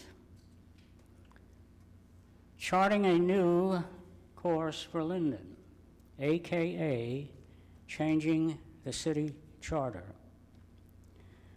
Who among you on the council have the personal responsibility of managing a multi-million-dollar corporation and have signed your name to the front of a check regarding that corporation? The city of Linden, as I have said in the past, should be managed similar to a corporation. The taxpayers are the shareholders and want their dollars managed prudently. How do we get the biggest return from our tax dollars? The answer: a certified municipal business administrator. When you have a toothache, do you call a plumber? And when you have a multi-million-dollar entity to manage, common sense dictates that you don't have a part-time committee in this important function. You have a qualified municipal business administrator. Common sense. Sometimes I get the feeling common sense is an endangered species. Some words regarding common sense that I like to repeat occasionally. It is better to have common sense without an education than to have an education without common sense. One more issue: third-party energy providers. I will just say one thing: let the buyer beware. Thank you. Thank you, Mr. Bianco. We missed you. Council President. I'd like to go on to the speakers. Pat Hero? Council President. What? Just want to respond. Mr. Bianco, I'm not sure, does he, I just want to make it clear that we voted for business administrator and that. Mr. Bianco, I sit on the committee for the business administrator for the mayor. I don't think he's, hold on. I don't think he's listening. Mr. Bianco? I sit on the committee for the business administrator that the council passed. The mayor's conducting a review to look for candidates. And there's 4 or 5 of us, John Miliano, John Langland, myself, mayor, and we meet and we're working on a business administrator to present to council. Mr. Bianco, there was also 2 council people on there who voted for that. We were removed. Myself, Ed, but Pat we Hero. voted for them, yes. Pat Hero, We Chief Road. First, I just want to say March Gladness. Linden High basketball Tigers win. And remember, and continue to remember as you progress, rebound, rebound, rebound. Okay, now to the serious portion of the program. You know, I just stand up here and tonight I'm feeling very sad. Part of me was doing this speech a little bit earlier and I was with my usual bravado and everything, you know, saying certain things. It's really not the tone I'm taking tonight. I'm very sad. You see, anytime there's a tragedy, it's sad. And you know, if you remember, I think going back to my English classes, whether college English or high school English, a tragedy is that there's a fault in a human being that brings about their downfall. And that's very, very sad when anybody has a flaw that brings about a downfall. And so I'm going to be talking tonight about Councilman Peter Brown, AKA Peter Alexander Brown, CRD number 506-9425. Council President. I just wanted to Hold say, on, Council President. I haven't finished. Yeah, but Council President, with all due respect, we talked about this and I haven't talked finished, about Mr. Brown. This is my time. You're not going to take it away But, from me. Council President, this has nothing to do with city business. I'd like a legal opinion from the This city is attorney. city business, Mr. Brown. Ms. Hero. I'm going to it's a make legal it city matter. business, Ms. Mr. Hero. Brown. You are defying my First Amendment rights, Mr. Brown. But Ms. Hero also. And you is may that actually this is be the first time- surprised at what I have to say, But Mr. Brown. but Ms. Mr. Brown, I might Ms. actually Hero. have something you might want to hear say. Ms. Hero, what I'm asking for is for a legal opinion from the city attorney because you were. No, I am not going to. My opinion is Council President. Hold on, everyone. Be quiet, sir. I have to ask you to leave. and that's not what I'm going to be necessarily addressing. I attended training twice for this position, and I Thank you. brought that question up. And they told me that the public can ask any questions they wish. If they want to speak about a coup d'etat in Argentina, due to freedom of speech, I have to allow them to do that as long as they maintain the decorum. I will maintain proper decorum. Now, if the city attorney disagrees with that, it's his opinion. Of course, that's his opinion. And I also have the right, if I find a disagreement, to file suit, and I would not hesitate to do that if my rights were denied. Now, You have 2 minutes. the fact is, it says, well, no, because we've been interfered, my speech has been interfered with because of someone, so I would like my full 5 minutes. 2 Thank minutes, you. 28 seconds. 4 minutes. Council President. It does not automatically, now, this report did not automatically indicate wrongdoing on the part of the broker, and I understand that. But it also says I might want to contact the broker to obtain further information regarding these events. And so I'm just contacting the broker. So it happens to be in public. I'm Council sorry. President, again, what But does this have to do ironically with city enough, business? I haven't even, Council Mr. President, Brown, point you're of the order. finance chairman. This has been reported in the local source, And- March 6, 2013, page Ms. Hero, 3. Point of order. Council President, again, Wait, this wait, has wait, nothing to do Mr. with city Brown, business. Mr. Hudak, like your input into this. I was supposed to go for training once, I went for twice. I Council asked the question, President, under the rules of, that we operate, you chair the meeting and make the decision regarding the matter. This is not council discussing that this is a member of the public. The training that I received from the League of Municipalities indicated that as long as the person maintained the decorum, that they could discuss anything. I couldn't believe it, but twice, 2 years in a row, I went, and that's what I was told. So I would like to respond before we get, because here's the deal, Ms. Hero. The speaker I'm going to be asking you things, no, Mr. Ms. Brown. Hero, Ms. Hero, I'm going to talk give you about- the chance to respond. Ms. speaker on the Hero, floor has here's the- my problem I have, Ms. Hero. Mr. Brown, the speaker has the floor. But Council President, this has You'll to have do an with me. opportunity. But here's my opportunity, Mr. The Moore. speaker hasn't Is spoken. that Ms. Hero had months to contact me personally. My problem is this, is that this is a legal matter which I want to make it clear, haven't even which heard the- I was brought, Mr. this was Brown, brought to my I attention. haven't This is even a heard the legal matter comments yet. which I do not want this talked about publicly because I'm having this actually investigated by several agencies. So with that being in mind, Ms. Hero, Ironically enough, that's I'm exactly asking what I was going to with give you all the due opportunity respect- to say, Mr. Brown, if you had only listened to me. But Ms. Because I am concerned. I haven't heard your question yet. Thank you. First of all, my question is, you are always so, and that's one of the things I was going to ask. How much were you being paid at your last job? Why? That's Again, how's this actually city an business? interesting question. That's, So with all due relevant. respect, Ms. Hero, that's none of your Because why business. would you jeopardize that? Ms. Hero. That's my first question. Why would you Look, I- jeopardize that? And, Ms. Hero, I do keep a clock, and your time is up on this. well, I'm sorry, but the fact is, Mr. Brown interfered with most of my time.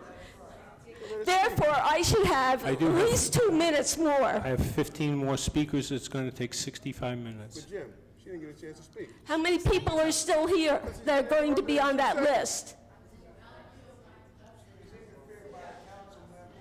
Okay? Mr. Brown, I would hope that if these allegations are untrue, that you would be litigating it. But as far as I I am. see, when you have an employment situation at a company like that, because I've worked for a big organization, I know you get the right to a hearing. I know you get the right to protest these things. Patty, And yet, Time's up. Jim, I'm fair to everybody.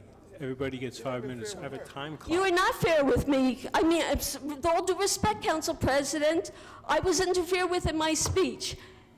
But with all due respect, Ms. Hero, this has nothing to do with city business. If you'd like to talk to me on the side... You're the chairman of finance, and I'd Yes, rather I have am, it in but Miss- public, so you don't accuse me of things. Miss, I've never accused you of anything. What I am accusing you of right now Well, is that since we're you don't have the public, we common won't have a decency... problem with that. But you don't have the common decency to talk to me on the side, because like I explained, this is something that goes way beyond that. When I found out about this, I chose to talk to people about this. I chose to have this investigated, but yet you have not given me the courtesy to speak to me. You have my phone number. You've contacted me, but instead you chose to come here publicly to try to humiliate me, which I find very disturbing. I'm not trying to humiliate you, Ms. Hero, actually. then why are you speaking to me? If you had not interrupted my speech and I could have asked you questions, maybe you wouldn't have been humiliated. Your time is up. But it seems to me you're awfully defensive. Thank you for your input. Dennis Kobe.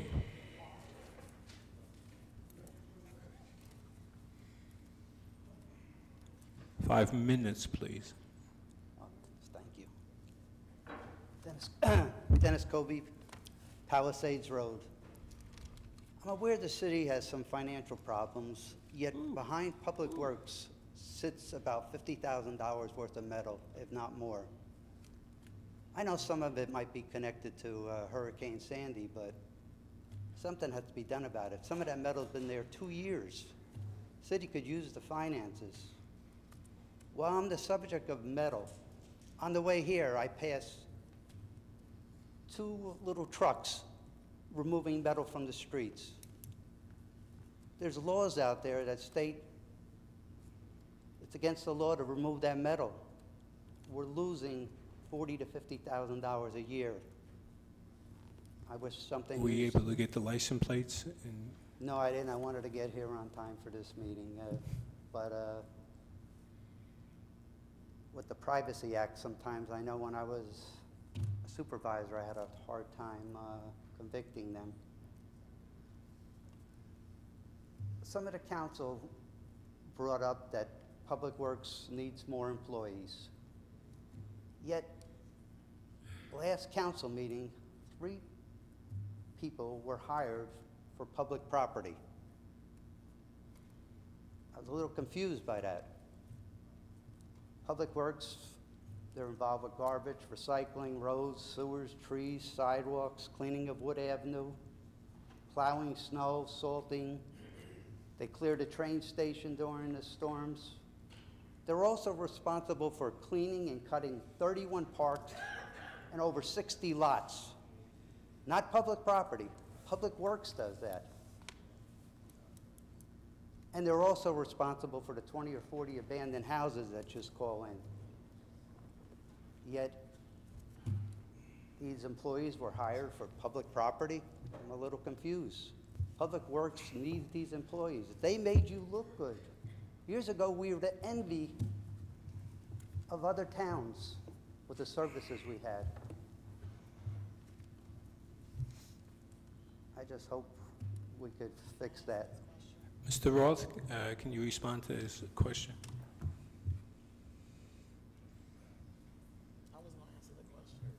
Maybe Derek? Dennis, all the titles are interchangeable. I'm sorry? All the titles are interchangeable. You can be assigned anywhere. All the titles are interchangeable?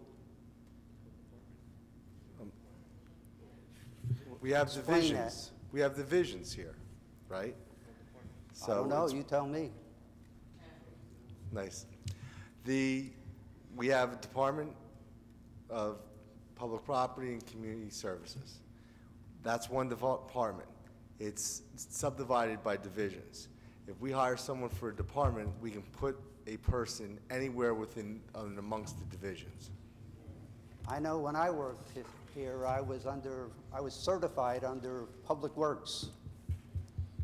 I know quite a few titles probably have to still be certified under Public Works. Well, first of all, you don't certify anyone under Public Works. You're I not have certified. documentation at home that If you're a civil service employee, which you were, as is every employee here, one way or the other, you're either titled classified or non-classified. Non-classified means you serve at the pleasure of the governing body. Classified means that you are assigned a civil service title that has certain rights. Those rights include, when you're appointed to a specific department.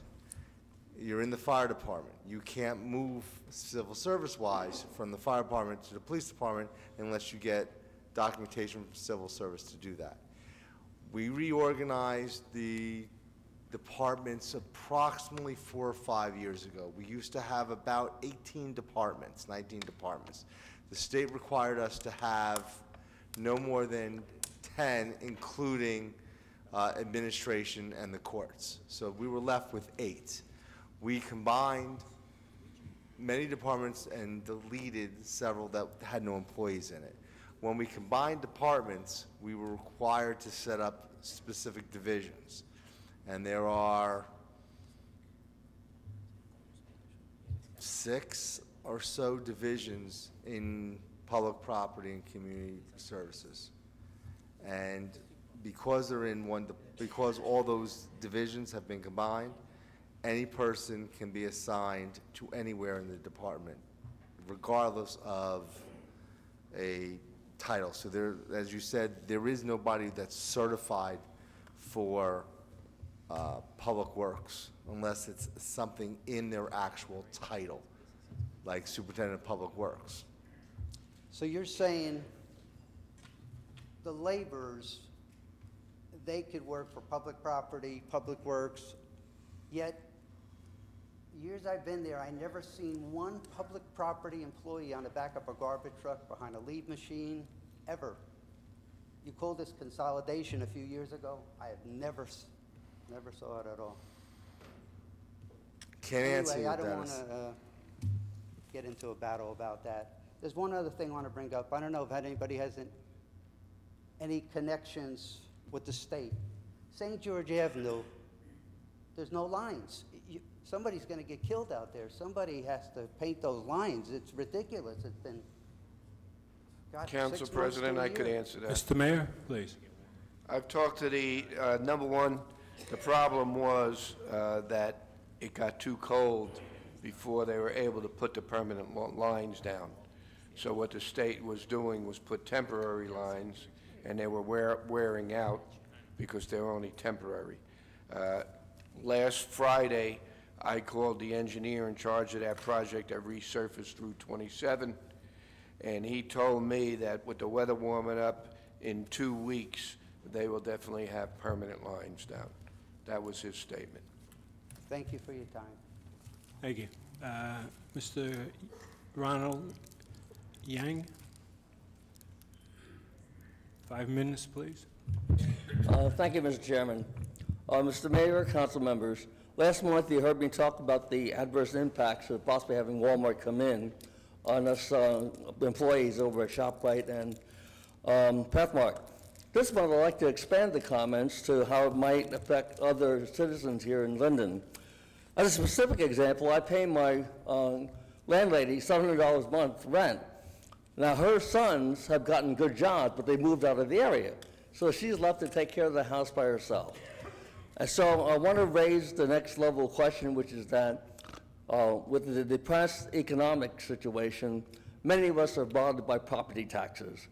And that's why I think we need to take a more careful look at what's happening at the GM site. You had talked tonight about Duke Realty taking a position so like, build it and they will come. I hope they have a Wharton School finance guy checking that out to make sure that somebody does come. We certainly don't want a place to be empty. From 2 aspects. One is that, as I understand it, Duke Realty is only developing 60%, 60 acres of that property. So I don't understand who made the decision to have warehouses on the rest of the property. So in fact, has Duke Realty brought this council and you into the process? Are we part of having them do this plan for the city? Has anyone gone to a meeting with them? I've met monthly with Duke Realty. Duke Realty is a private developer. They own the 108 acres of General Motors property. As long as they conform to the zoning of that property, they don't have to ask us what they can and cannot build. That was considered light industry when General Motors owned it. They changed the 35 acres fronting 1 and 9 to retail commercial, but behind it where they're building the warehouse, the 500,000 square foot warehouse, that is light industry, so they didn't need permission to build that. Thank you very much for that explanation. As an example, I guess, in the local source a few months ago, I got the impression that 40 vendors right now, 40 different spots are in that 60-acre spot. And you were separately quoted as saying that $5 million worth of revenue might come to the city. Now, is the $5 million predicated on the development of the 60 acres of the site, or also includes the warehouses? That's if everything was built tomorrow on that property. That was an economic analysis done a couple of years back. Okay, so it does include the 60 acres of the site? That includes 108 acres. Okay, including the warehouses and the 60 acres? Correct. Okay. Let me suggest that maybe we're being shortchanged in two different directions. One, I'd like to sort of feel that probably we'd be getting more tax revenue from retail development rather than by having warehouses. That'd be one. Who made the decision to make that many warehouses? Secondly, I'd like to propose that if we had, maybe I guess I would call it like a coordinated development of properties that would be on that site, that we should be taking a more proactive stance with the company to decide what kind of company should go on that site. And as an example, in Potomac Mills in Maryland, where I and my girlfriend used to shop, that is also a site of 100 acres, but there are 200 stores on it. Now I ask, why can't Duke Realty come up with 200 stores? And if we had 200 stores, then if 40 stores only represented $5 million worth of development, then 200 stores could represent $25 million worth of revenue for the city.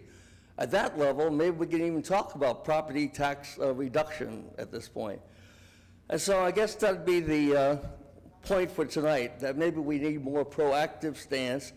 I can understand that they have agreed with all the legal requirements, but maybe we could take a moral stance and say that for the development of the city, we need to make the best use that we can of this property, since this represents our chance to get back what we lost with the industrial base that we had. One more minute, okay.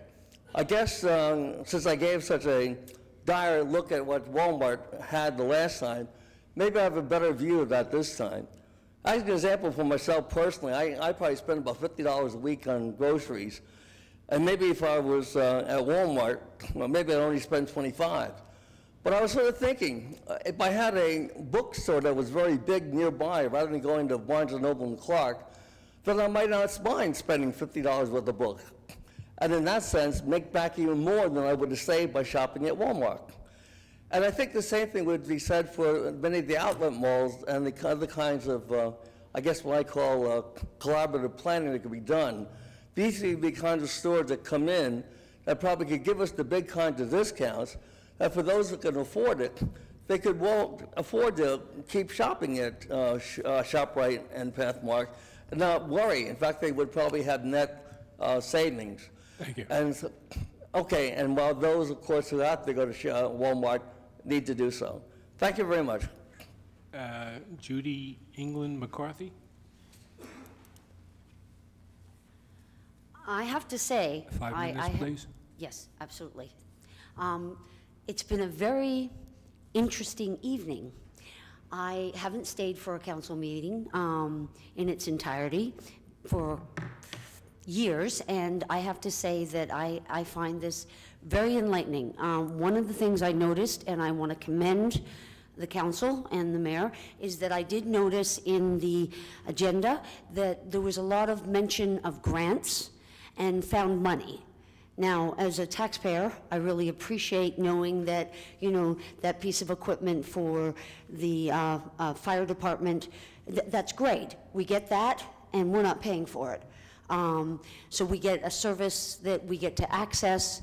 So on that end, this is for you, Mayor. You said to mention about the potholes. Well, I have to tell you, where I live in Tremley Point, the lower road is horrendous.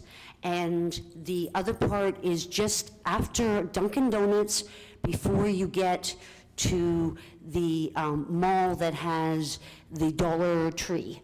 That stretch of property, I keep thinking, or road, I keep thinking I am going to blow a tire.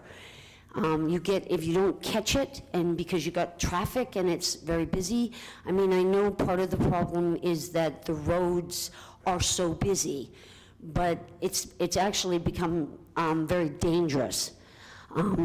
As for why I really wanted to be here this evening, I tried to hand out to as many people as I could about this railway arch project. I live in Tremley Point, and I really had to rebuild my house because I got hit. And now they're talking about this project that, and if you don't have one of these flyers that I've handed out, I'll certainly give them to you. But basically what they're trying to do is take the floodplain and fill it up.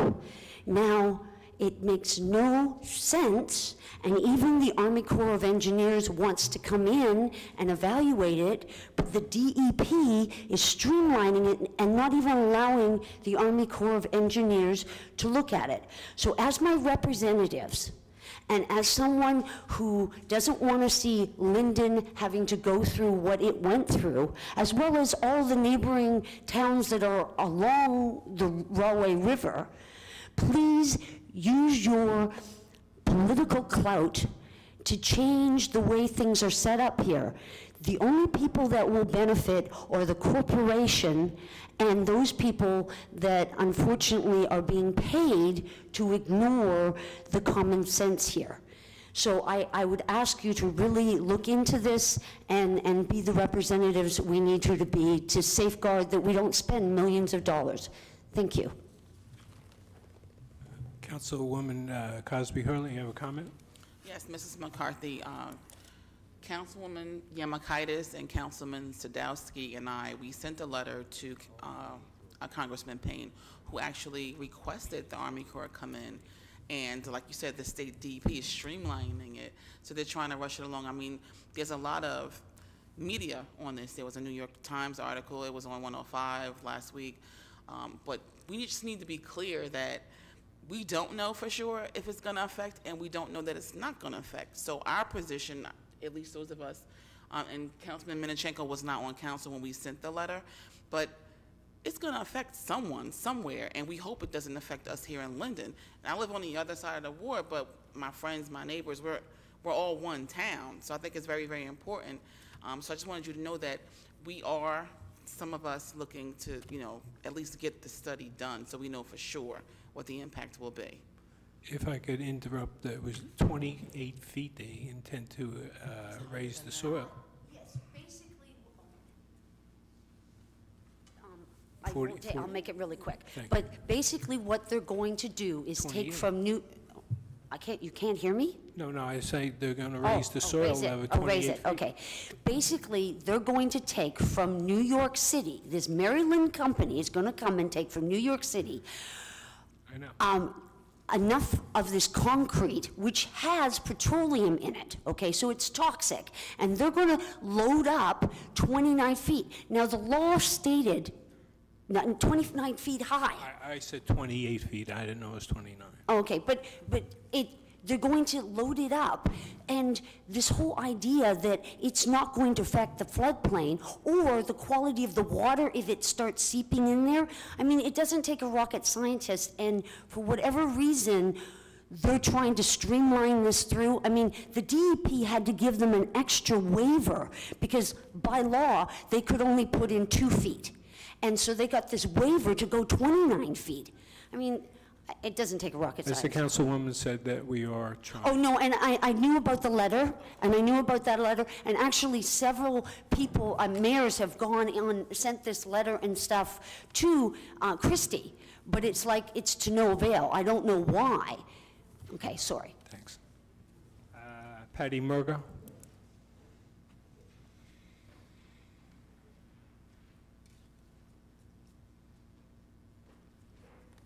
Good evening, Mayor, Council, Council President. And thank you already for your time, Mayor. My hat goes off to you. Thank you very much. I've been out of doing things and doing research for over 2 years, and I received a piece of mail from you. I don't like the piece of mail I got, and I'm going to read my reasons why. Please do not interrupt until I am done, and then you and I can have a nice discussion about it. I missed you, Pat. You have to keep it five Really, minutes. Mayor? Did you Yes, really? I did. Yes, I did. Okay. I have received a flyer in the mail about changing our charter. As I read the flyer, there is information that is missing and should be stated. There are 4 forms of the Faulkner Act. 1, mayor council. Mayor has strong powers. The other one is council manager. The other one is small municipality, which is only for 12,000 people. And the other is mayor, council, and administrator, which is similar to what we have in our as now, except that we have a business administrator. 2 of them, the council manager and small municipality, does not apply to Linden. The one that you chose, Mayor, to inform us about, the one that gives you complete control of the budget and also wants to bring our council down to 7. Why that number, I don't know, because according to the mayor, the number on the Mayor Council Faulkner Act, it could be 5, 7, or 9. Correct. And you chose 7. Yes. Okay. Also, the flyer does not state that if this is approved by the residents of the city of Linden, the state of New Jersey would have to come in and do a redistricting. Now, with that comes a cost, and it costs the city money, which then costs the taxpayers' money to do this. You kind of left that little piece of the cost off. I also have a call into the state asking them how much it would cost. I'm still waiting for a number to come back to me. Also, the flyer states that it would save approximately $80,000.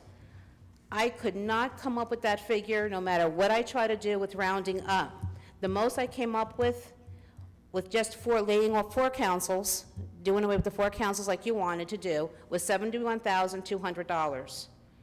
Even if you got rid of the council president position and that was eliminated, it would still only come out to approximately $76,000.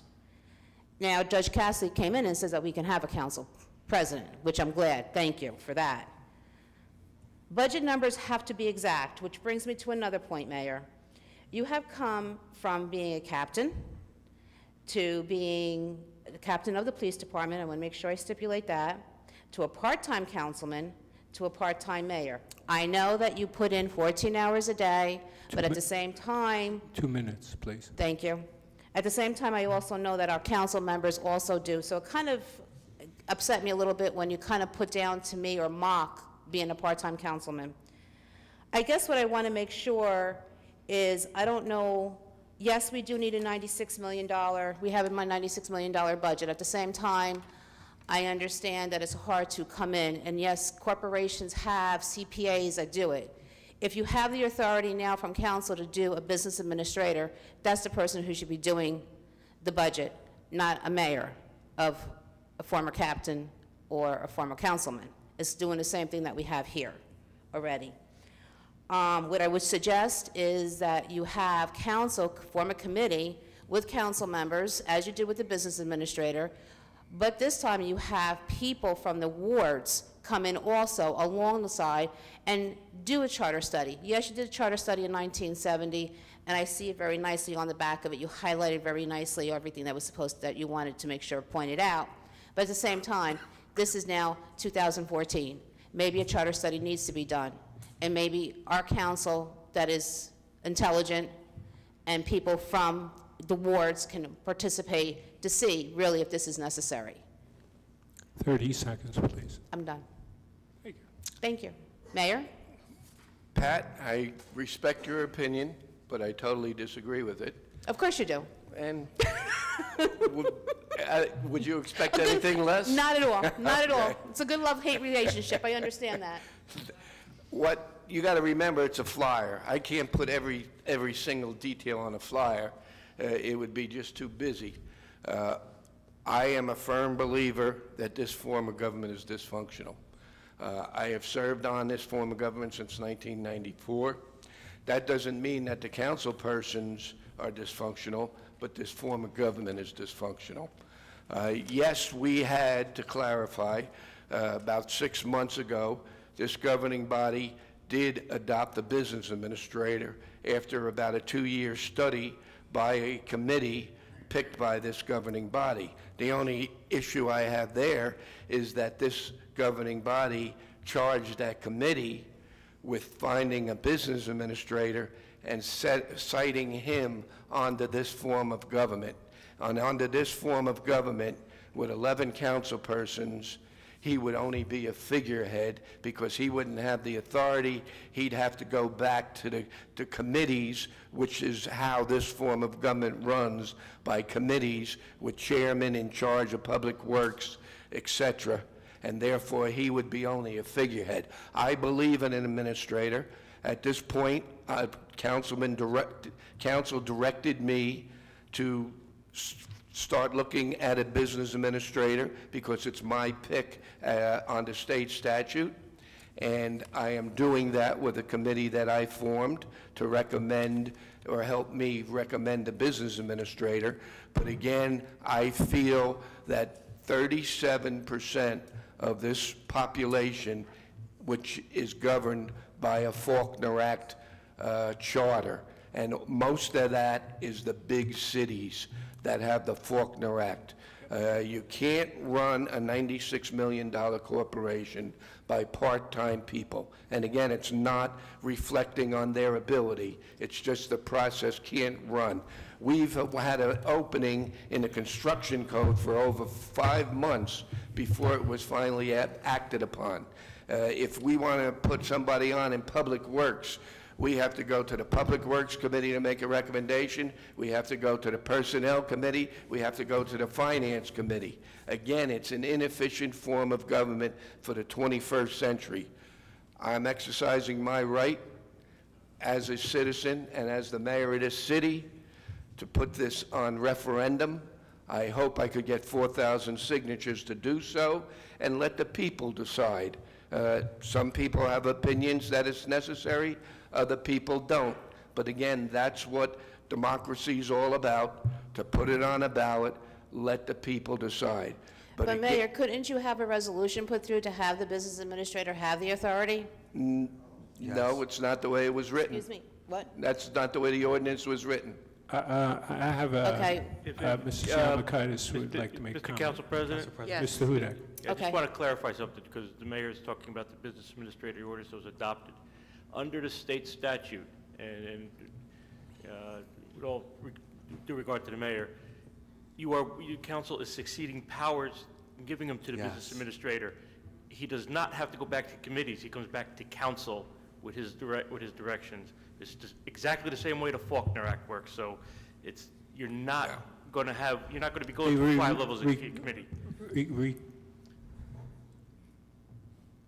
In theory, I hope. Mrs. Yamakaitis. Council President, Councilman Sadowski and I served on this committee for 2 years, and we sat for numerous hours listening to different municipalities that came in, and there is a business administrator under this form of government that's very functioning very well in Summit. So this could be done under this form of government. Thank you, Mr. President. I told you I'd be brief. Council President? Time's up. Thank Okay. you. Council President? Thank you. Mr. Brown? Yeah, it's real quick. I don't know how other council members feel, but when we did like John said, the city attorney, we're giving up power to the business administrator. That's number one. Number two, I don't feel like I run the city. I'm not sure if any other council members. What we do is, I want to be clear, when we have committees, we work with our department heads. Department heads are the ones that run the day-to-day operation. I feel our job on council is to help set policy. So for instance, my job is to work with the treasurer. The treasurer is the one that signs off on the paperwork, handles the day-to-day operation. It's just a matter of setting up policy that we work with the treasurer. So I think that's a little misleading, saying that the council members here are part-time and trying to run the city. No, we're trying to work with our department heads to help set policy. We get feedback from residents, and then we try, with that feedback, try to set a policy in place. And the only question I have, though, for the mayor, I would like him to answer, it's the only question that's been bothering me, is that when he was a council member, he never brought this up, and the system seemed to work for him then. I just don't understand how you go from being a council member, the system Mr. worked, now to being a mayor, and the Can system you ask doesn't. this question during the week? Okay. Personally, with the mayor, I'd like to get to Gretchen Hickey, please. Well, I would just like to say one thing, Council President. Council President, can I say something? What, Mayor? I don't expect this governing body to embrace what I'm trying to do, especially since I want to reduce the council persons from 11 to 7. I expect pushback from the governing body, but I think anybody could realize that when you got 11 people that got to decide something, you can't get 3 people to agree on something, not only 11. But again, this is the governing body's right to oppose me, just like I have the right to seek the 4,000 signatures to put this on a ballot. Thank you very much. Gretchen? I'm 5 sorry, minutes, Gretchen please. Hickey, 615 Inwood Road. I'll try and make it quick. First, I'd like to... 5 minutes. I'll be less than 5 if you don't keep saying 5 minutes. On behalf of the 10th Ward, some of the 10th Ward residents, they've been also worried about the vandalism in the neighborhood. I'd just like to thank the mayor and Chief Schulhafer and Councilman Medina for staying on top of it. Second, congratulations to Linden basketball team, but we also have to remember Roselle Catholic also won tonight. We do have many residents in our city that do attend Roselle Catholic, and I think we always kind of forget about them, and they're never brought up in the limelight like they should be. Most importantly, why I came up to speak is because I got mad text messages from my sister Jennifer. My sister Jennifer Brooke lives at 1551 Dill Avenue at the Housing Authority. Early Sunday evening, there was a fire. As the fire department knows, they could attend the Housing Authority anywhere from 5 to 10 times a day. It depends how many people are burning toast that day. But this was a real fire. Due to Lieutenant Barra, Sergeant Petrosky, and my sister was unaware of the 3rd police officer from the other building, Lieutenant Barra went up to the 3rd floor apartment quickly and extinguished the fire, and we did have a real fire that time. My sister Jennifer wanted me to thank the Linden Police Department and also the Linden Fire Department for doing an amazing job, for keeping everyone calm, for keeping them informed over the intercom. And she also wanted to thank Ann Ferguson for making sure the buildings are secure with an officer on duty, because if that officer wasn't there that day, we could have had a lot more damage to the buildings than what happened due to his quick response and the response of others. So there are many, I never take it for granted what the fire department and the police department do under great direction, and I just want to thank you on behalf of myself and especially on behalf of my sister Jennifer Brooke. Have a good night. Thank you very much. Jacqueline Williams?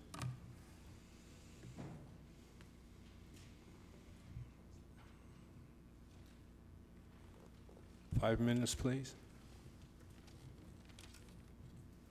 Jacqueline Williams, 8th Ward. I just want to say good evening to the members of the City Council, Mayor, and Council President.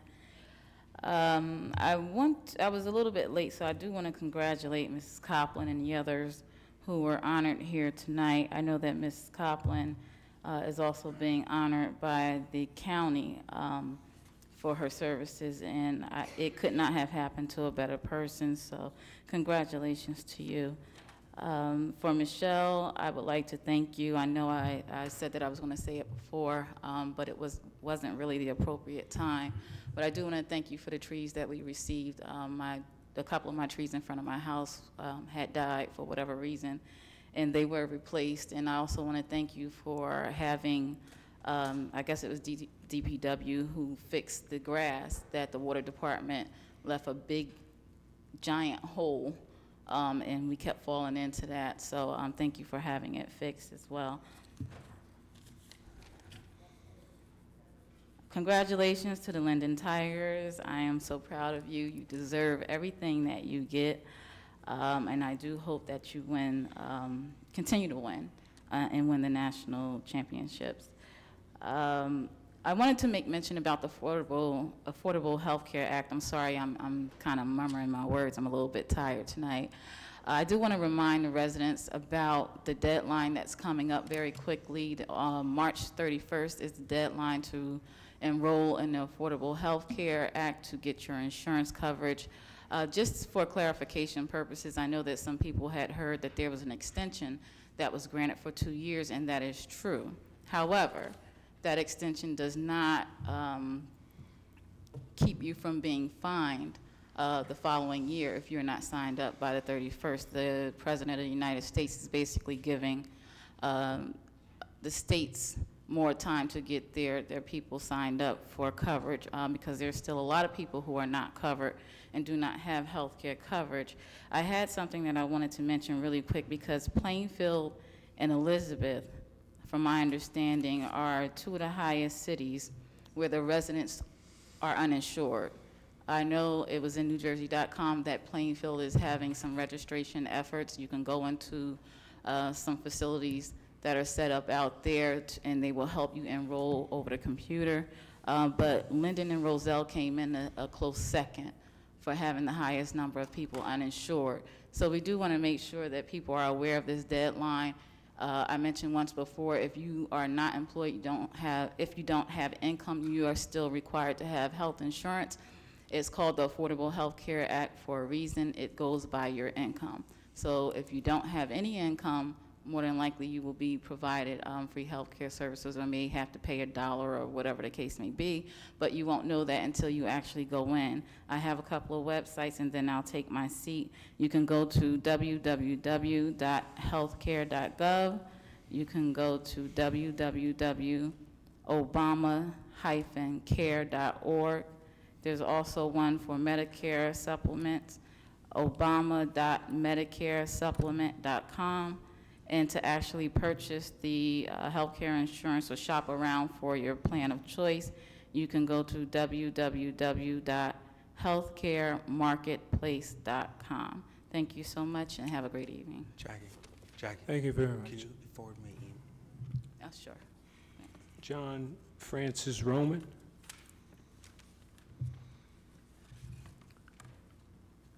Five minutes, please. Oh, I'm not going to use 5 minutes. 10:45 already. I don't want to keep you guys here any more than I have to. We spent half an hour before talking about something, the program, $32,000. In that amount of time, the city of Linden spent $9 grand. If you look at our $100 million budget divided by the minutes, like we sit here and bicker over these little pennies when there's a budget that needs to get done. I mean, you guys are sitting up here essentially campaigning, talking about, oh, this is what I'm going to do, this is what I'm going to do. This is business. You're supposed to get down and use our tax dollars appropriately right now. And it is no different than it is any year. You guys aren't going to get the things needed to get done. You're just going to sit here and try to frame people, try to tell people, have people come up here and talk bad about other councilmen. I mean, you are wasting our time, straight up. We elect you to do right by us, and you are more concerned about petty differences than worrying about the people that got you here. And it's ridiculous. I'd like to thank Mr. Medina and congratulate him. Thank him for the prompt response, also Mr. Mayor, and the police department for their prompt response from the thefts in Sunnyside. A lot of people were concerned, and they did a hell of a job. I'd also like to tell people that recently we did have Senator Sweeney in town to talk about destruction in Mr. Menachenko's ward. There is a grant offered by the county, not necessarily by the county, but you can go to the county website and find it, $5,000 grant for people who are affected by Sandy. You could either be 60 or disabled, and the funds are there in case anyone at home needs it still. Let's get the hell out of here. I'm going home. I can't take this circus no more. President. Hey, John, just to let you know, I don't know if you were here earlier, but I did mention that, and I put my number out there. I do have the applications for that grant. Paul Lasky. You making me go back? I'm sorry if I slaughtered that.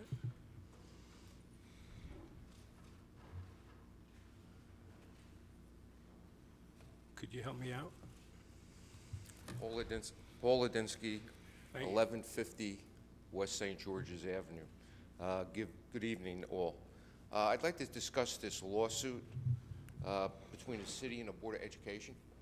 And Mr. Brown says in this article from January 17th that 50% of nothing is better. 50% of something is better than 100% of nothing. Okay? Now, they owe us $300,000. Then he turns around and says, the city wants the money to go into the city coffers instead of the Board of Education. Okay? Well, if I go to pay my taxes and I decide, guess what? My kids, I don't have kids in school. They haven't been in school for 15 years. And 61% of my taxes are going to the Board of Education. In May, when I go to pay my taxes, I'm going to give 39%, because 39% is better than nothing. Can I respond? Sure. Real quick. The whole theory behind that is very simple. Right now, Mr. Brown, Councilman Brown, I would advise this is a matter in litigation, and council should not be discussing it. all right.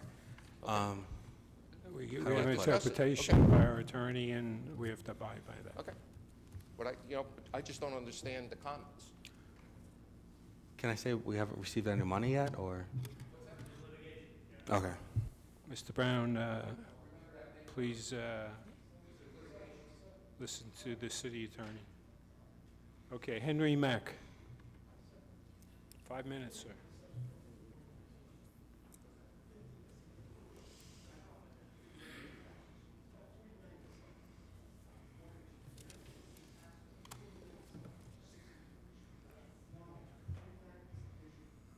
Mr. Mack, 5 minutes. Thank you kindly. Mr. Mayor, Mr. President of City Council, and may I, if you will, Mr. Mayor and President of City Council, I would ask you for 3 seconds to consult with my representative before I continue to speak, sir, with your permission. Has he signed the list to speak? Excuse me? Has he signed the list to speak? He is the counselor of the ward that I am speaking for. I want to get his consent. I am grateful. I want his consent that I may have authorization. Henry, I understand what you're saying now. Okay, thank you. Thank you kindly. Mr. Moore, he has my consent. Thank you kindly. May I have permission to speak? Sure. My permission.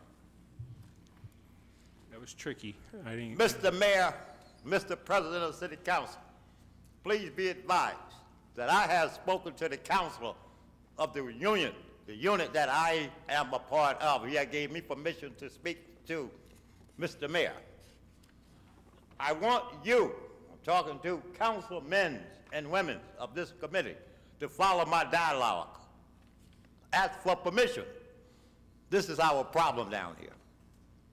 And I'm just a little bit tired of we going over the boundary line. I went to council, asked him for permission to speak. Peter Brown has a ward. Sir, you have a ward. I believe 1st, 2nd, 3rd, 4th, 5th, 6th, 7th, 8th, 9th, 10th. You have a ward. Tell your people, yo, I'm talking to you, City Council. Talk to me. Stay out of the mayor's office. Then we'll eliminate that problem. Watch your language. Stay out of the mayor's office till you go through your council. I respectfully humble myself to the people. If you will, go to your councilman and then let him talk to the president of city council. Then the president of city council will talk to the mayor. The problems that I sit here tonight and listen attentively. I respectfully listen attentively. And everything I heard, you're out of order. Mr. Mayor, it's your fault. I'm talking to you. You, Mr. Mayor, you are the leader of this community. I'm talking to you. Mr. President, I'm talking to you. The people told me to come up here and tell you they are sick and tired. Watch the language. Watch the language. Sick and tired. I identified the wards. Tell your people, you got the debt work to tell them. You got a problem with the mayor? Tell me first. Got a problem with the president of the city council? Tell me first. Tell me. Then go tell your council person. If they don't do what you told them to do, I said to the community, fire them when they come to election. Fire them. I said it. But all of this running back and playing these club games, Constitution of Linden said no. Mr. Mayor, I'm telling you, I'm coming to your office because we know how me and you do. We've been doing it since 1964. I ain't gonna change the policy, and you can't change it. Watch the language. 1 minute, sir. What you say? 1 minute. You can't change the policy, Mr. Mayor, and don't even attempt to change it. I told you, the people told me to tell you, don't attempt to change the policy. Watch the language. I'll be in your office as soon as I can get there. Bang, bang, bang. Thank you. Councilwoman Cosby Hill.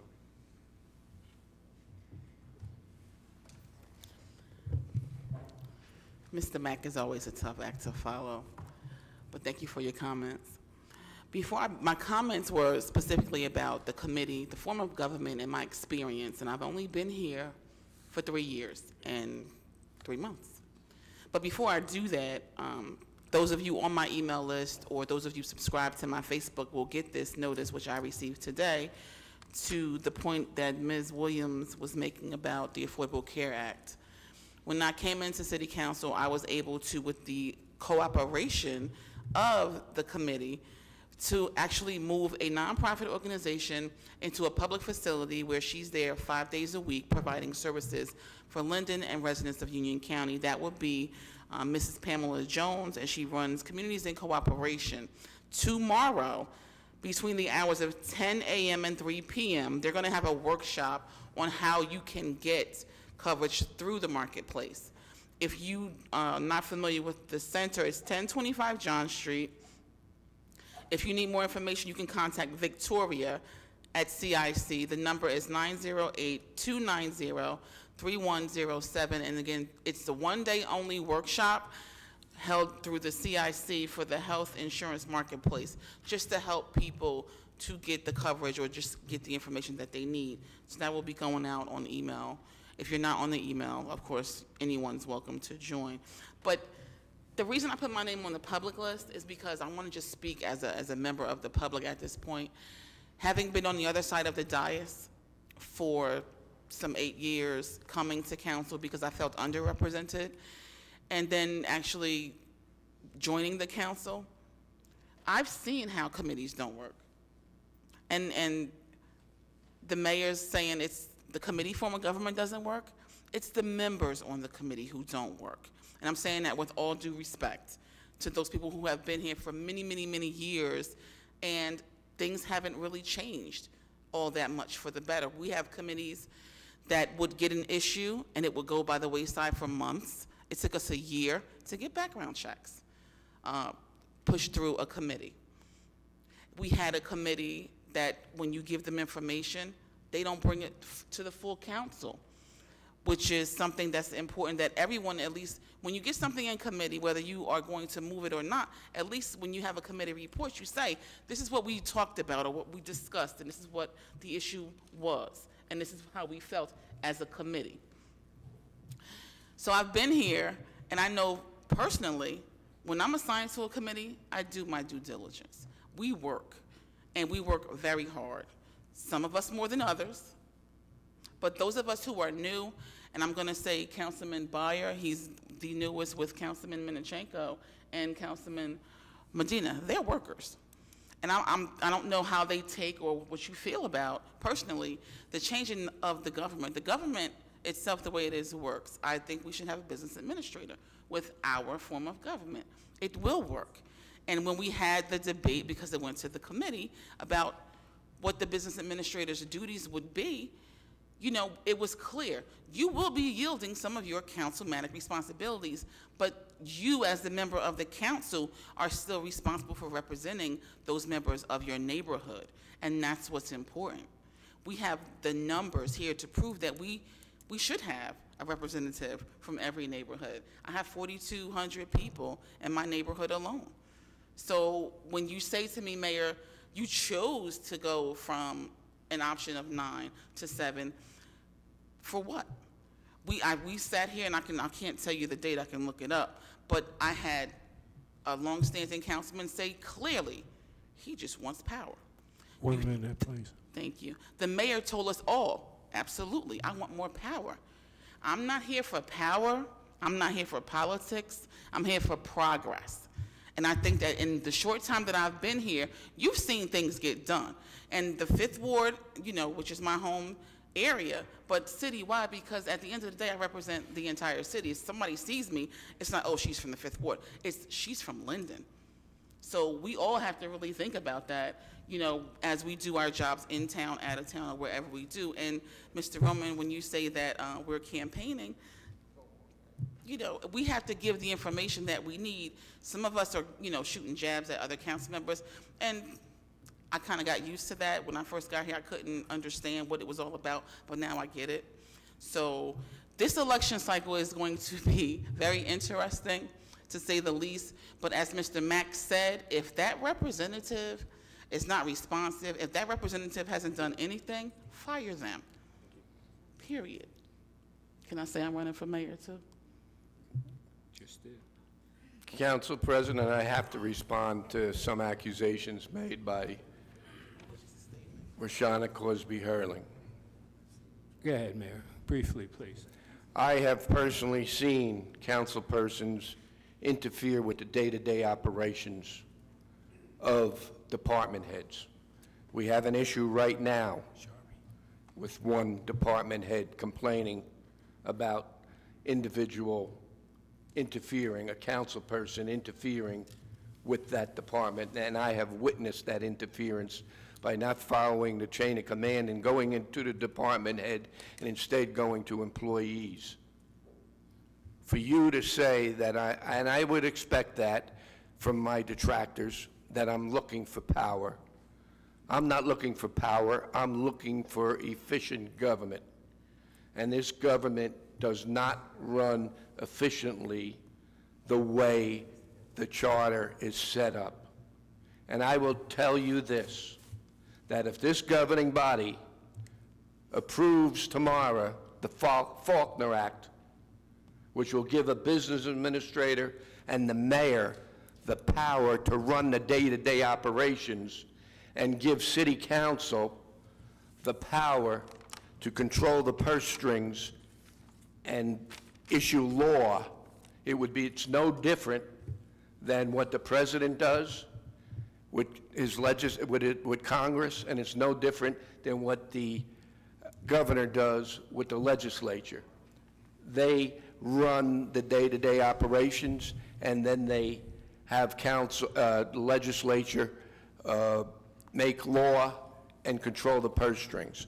But as I said, if this governing body tomorrow approved the Faulkner Act, to show you how much power I want, Councilwoman Cosby Hurling, I will resign from the mayoralship. If you approve the Faulkner Act, Rich Grabunka will resign from the mayoralship. Council President. Can I respond? Mr. Sharpie's next. Please. 5 minutes, please. You let Peter talk. 5 minutes. It's just three things that Mr. I Sharpie, got. There's 5 just minutes. three things I got. The train station. Mr. Sharpie has the floor. Mr. Sharpie, you have the floor. Will you continue, please? I just got three things. The train station, delays and everything. All the other train stations that go on the tracks, on the thing, they got a heated facility, the boxes. We don't have it here in Linden. But we just got money for it.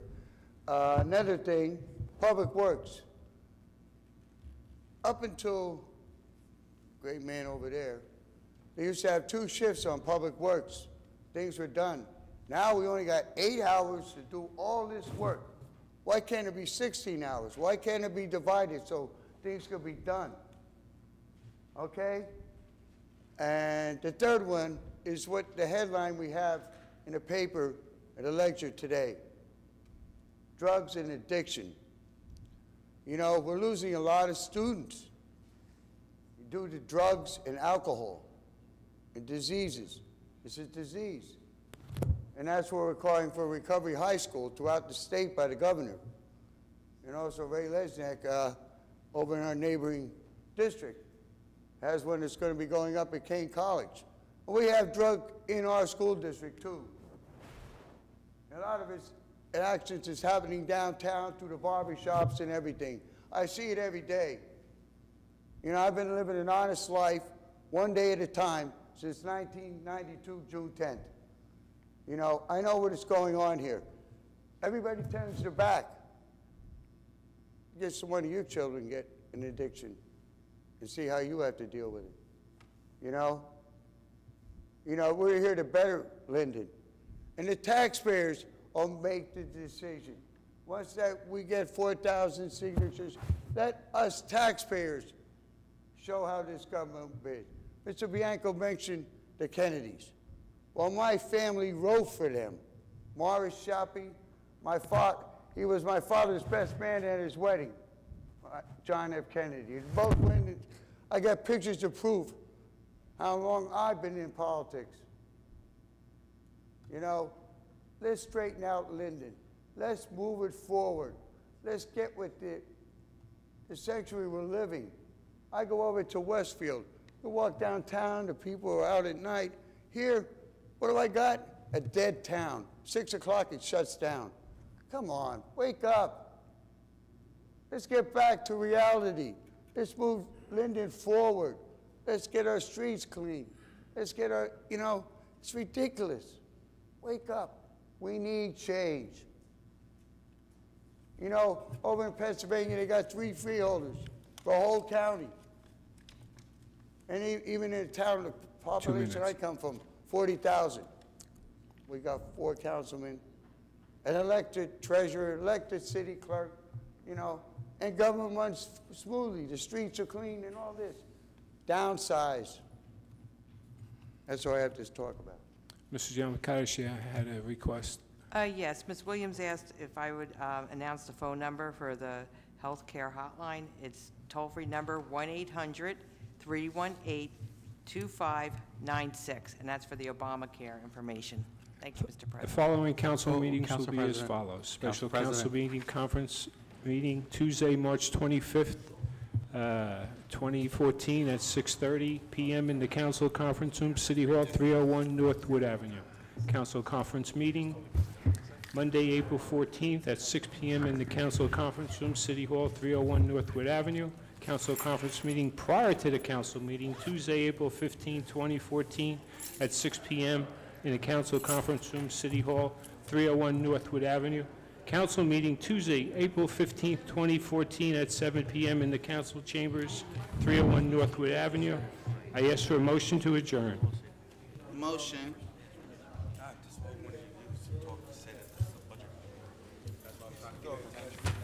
Just to make sure that next Tuesday will be a special budget meeting in the conference rooms, which will be televised. I need a second to adjourn. Second. Mr. Colvin? Yes. Byer? Yes. Brown? No. Armstead? Cosby Hurling? Yes. Sadowski? Midachinko? Yes. Yamakaitis? Medina? Yes, yes. Mr. Moore? Yes.